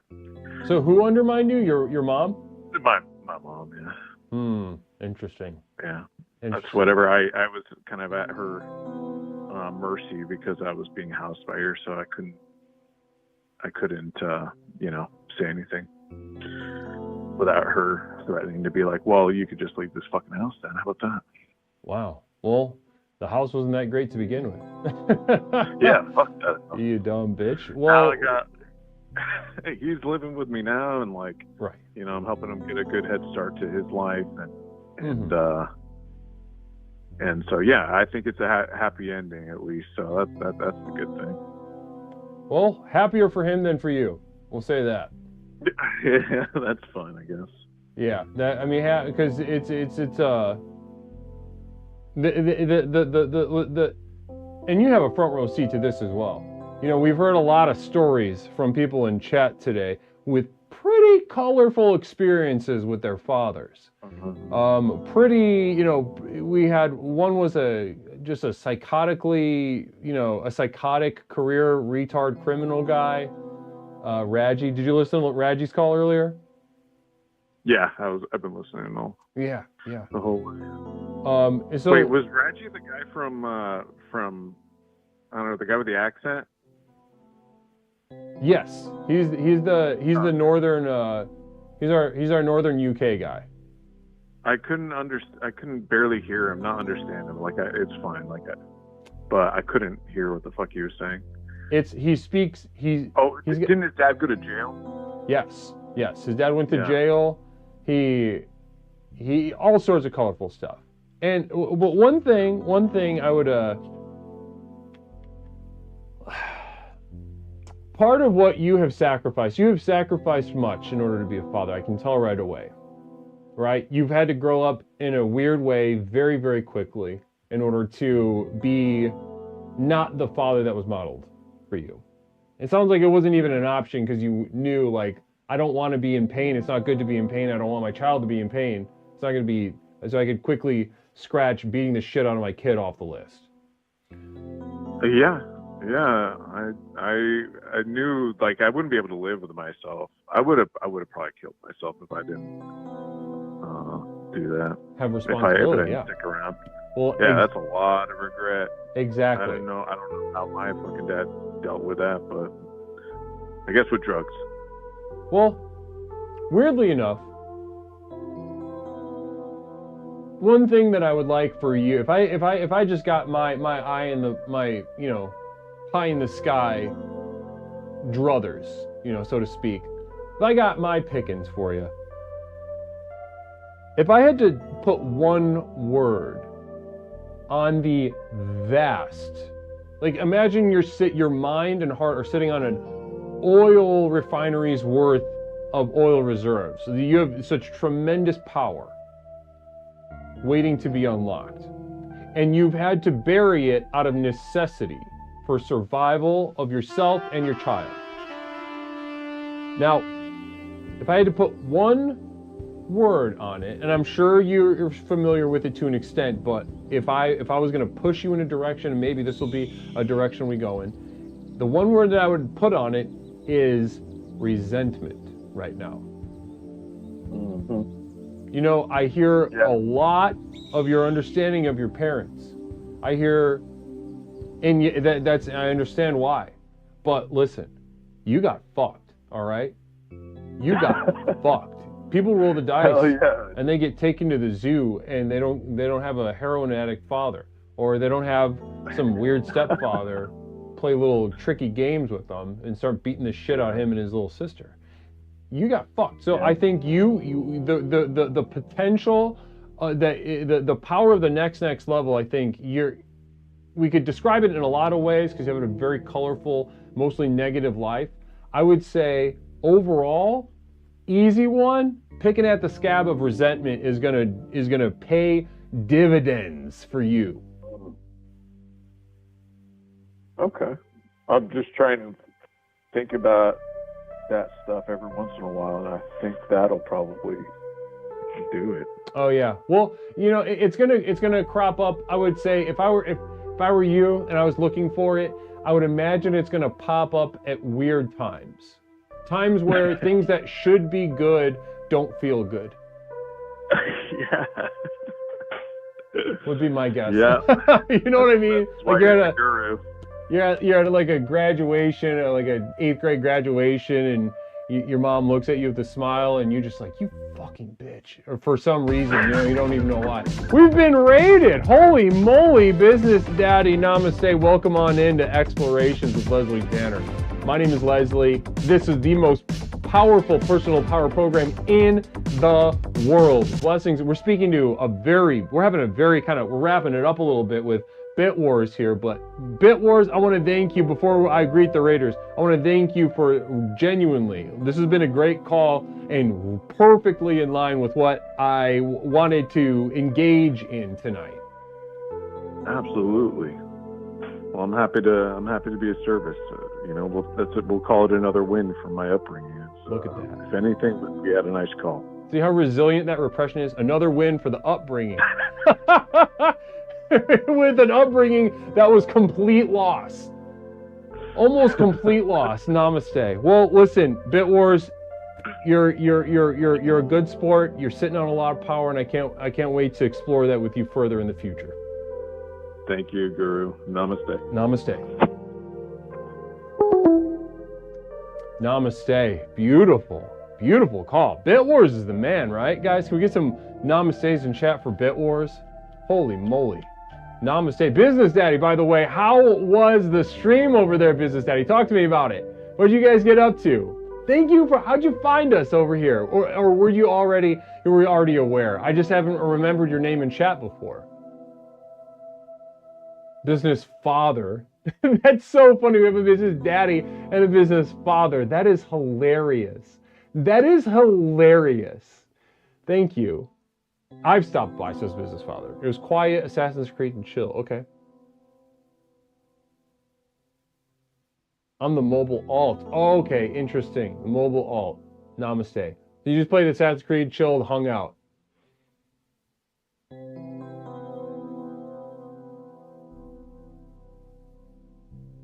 Okay, well, namaste, Business Father. Well, okay, so Business Daddy is the streaming account, though? Did we do a shout out? Yeah, we did. We did a shout out for Business Daddy. I'm gonna follow you.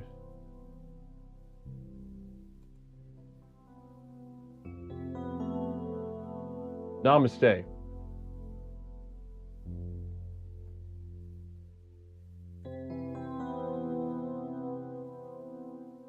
Yeah, did a rent fundraiser earlier which succeeded. You got rent?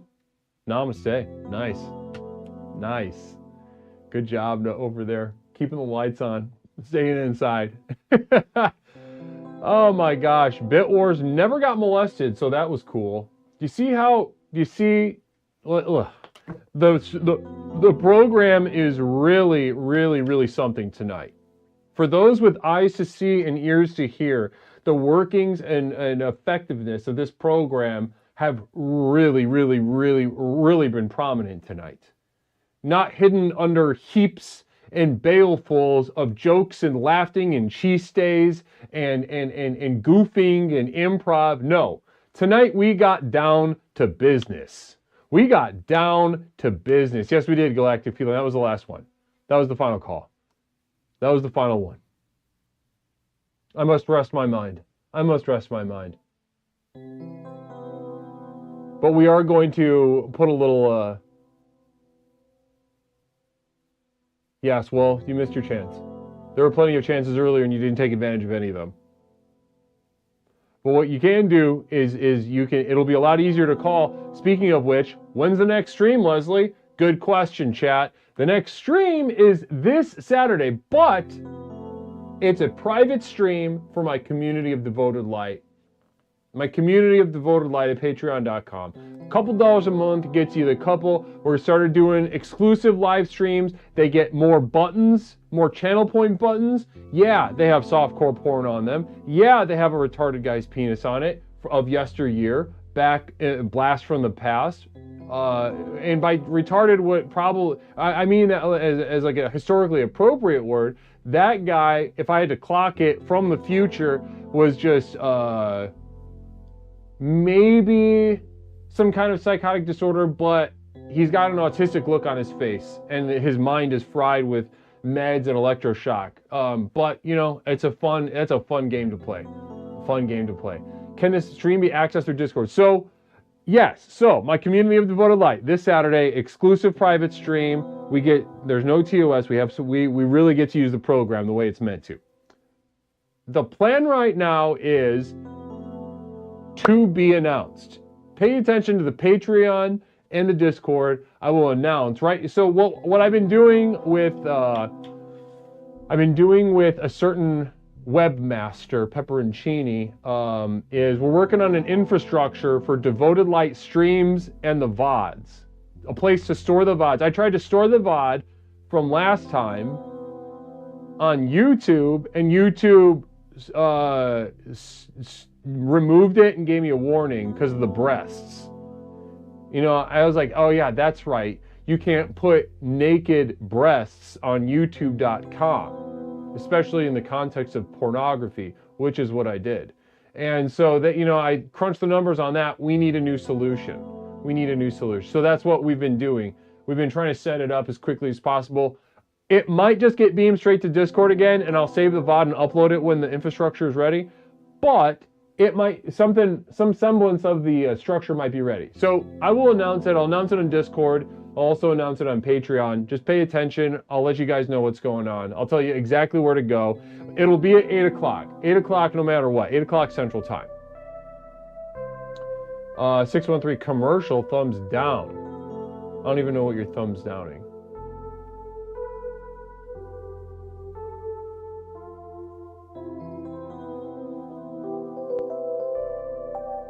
I love that people can achieve success and never truly accomplish anything novel or exceptional. Headmod Chuck, good to see you, Headmod. Namaste. Maybe the most severe termination anyone's ever received on this channel. Headmod Chuck. Psyched himself up the call. The whole subathon ended. Real quick affirmation for Thays before we go to bed. Listen, Thays, you only need like 4 to 6 hours. 4 to 6, you specifically, 4 to 6 hours. Take a look at this possum. How much do you think he sleeps? Barely.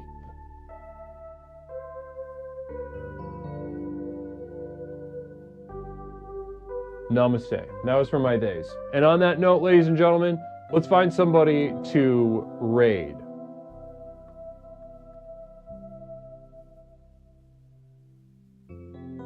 Yeah, if you can't afford it, you can't afford it. that's a lesson in itself, right? It's not good to be poor. It doesn't feel good to be poor. And this is another one of those times where your life is needlessly worse. You will experience much more suffering than if you just had a little bit more money. You'll miss out on a lot of opportunities. And this is another one of those opportunities. A valuable lesson in and of itself. But we'll be back. Oh, Heaty's on? Let's do... We did just do Heaty. I love Heaty, though. Let's see. Who else is on? Angry's got a tummy problem, and he's not streaming, right? Oh. He doesn't deserve it, but he's on, and I'm going to rate him. This guy. Iron, One Ron Chef, nothing poignant or pithy from me tonight. Just a simple good night and a thank you for all you do. I hope I speak for all of us. One Ron, I cannot thank you enough for that statement. I'm sure you speak for many. I'm sure you don't speak for all. And you know what? Specifically, I'll bet you don't speak for this guy that I'm about to raid. He does not deserve it. You've got to be kidding. You've got to be freaking kidding me. Oh my goodness gracious. A Jazz Express at this hour? That is so funny. That is so funny. I guess I can't. I couldn't possibly indulge myself. I couldn't. You know, it's the end of the night. We need to move on. We need to move on to somebody else's stream. We need to raid. I couldn't possibly indulge.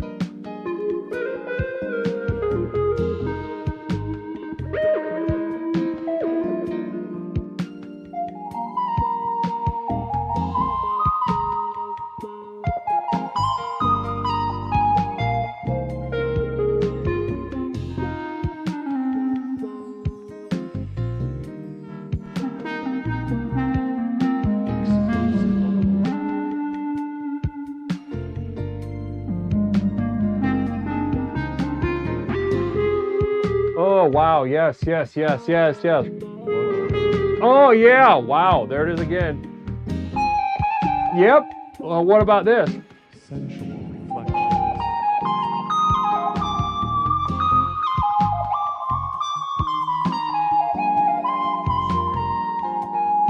Yeah, he's loaded up already.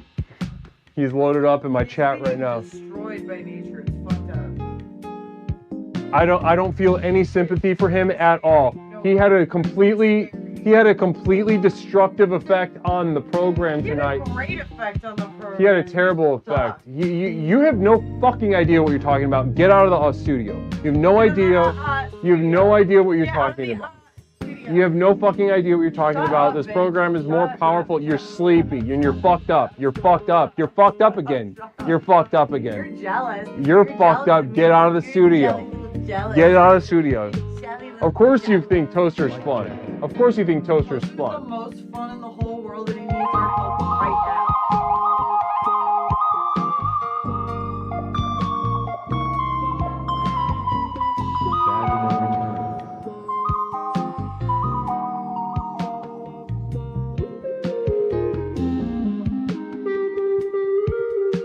Oh yeah, wow. Beautiful stuff.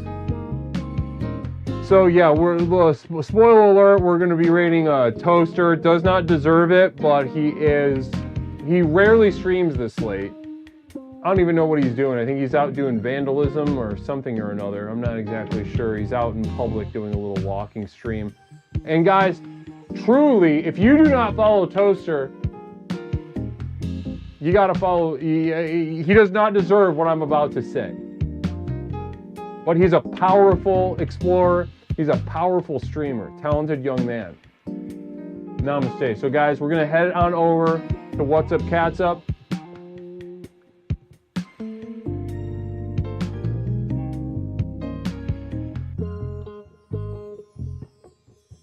Namaste. Guys, thank you so much for being here. Thank you to my mods. Thank you to my producers. As always, thank you to my community of devoted light, most of all. I'll see you guys this Saturday. Again, I'll announce where the stream's going to be, how to access it on Discord and Patreon, but it'll be this Saturday, 8 p.m. Central Time. Namaste, guys. Let's head on over to What's Up Catsup, aka Toaster.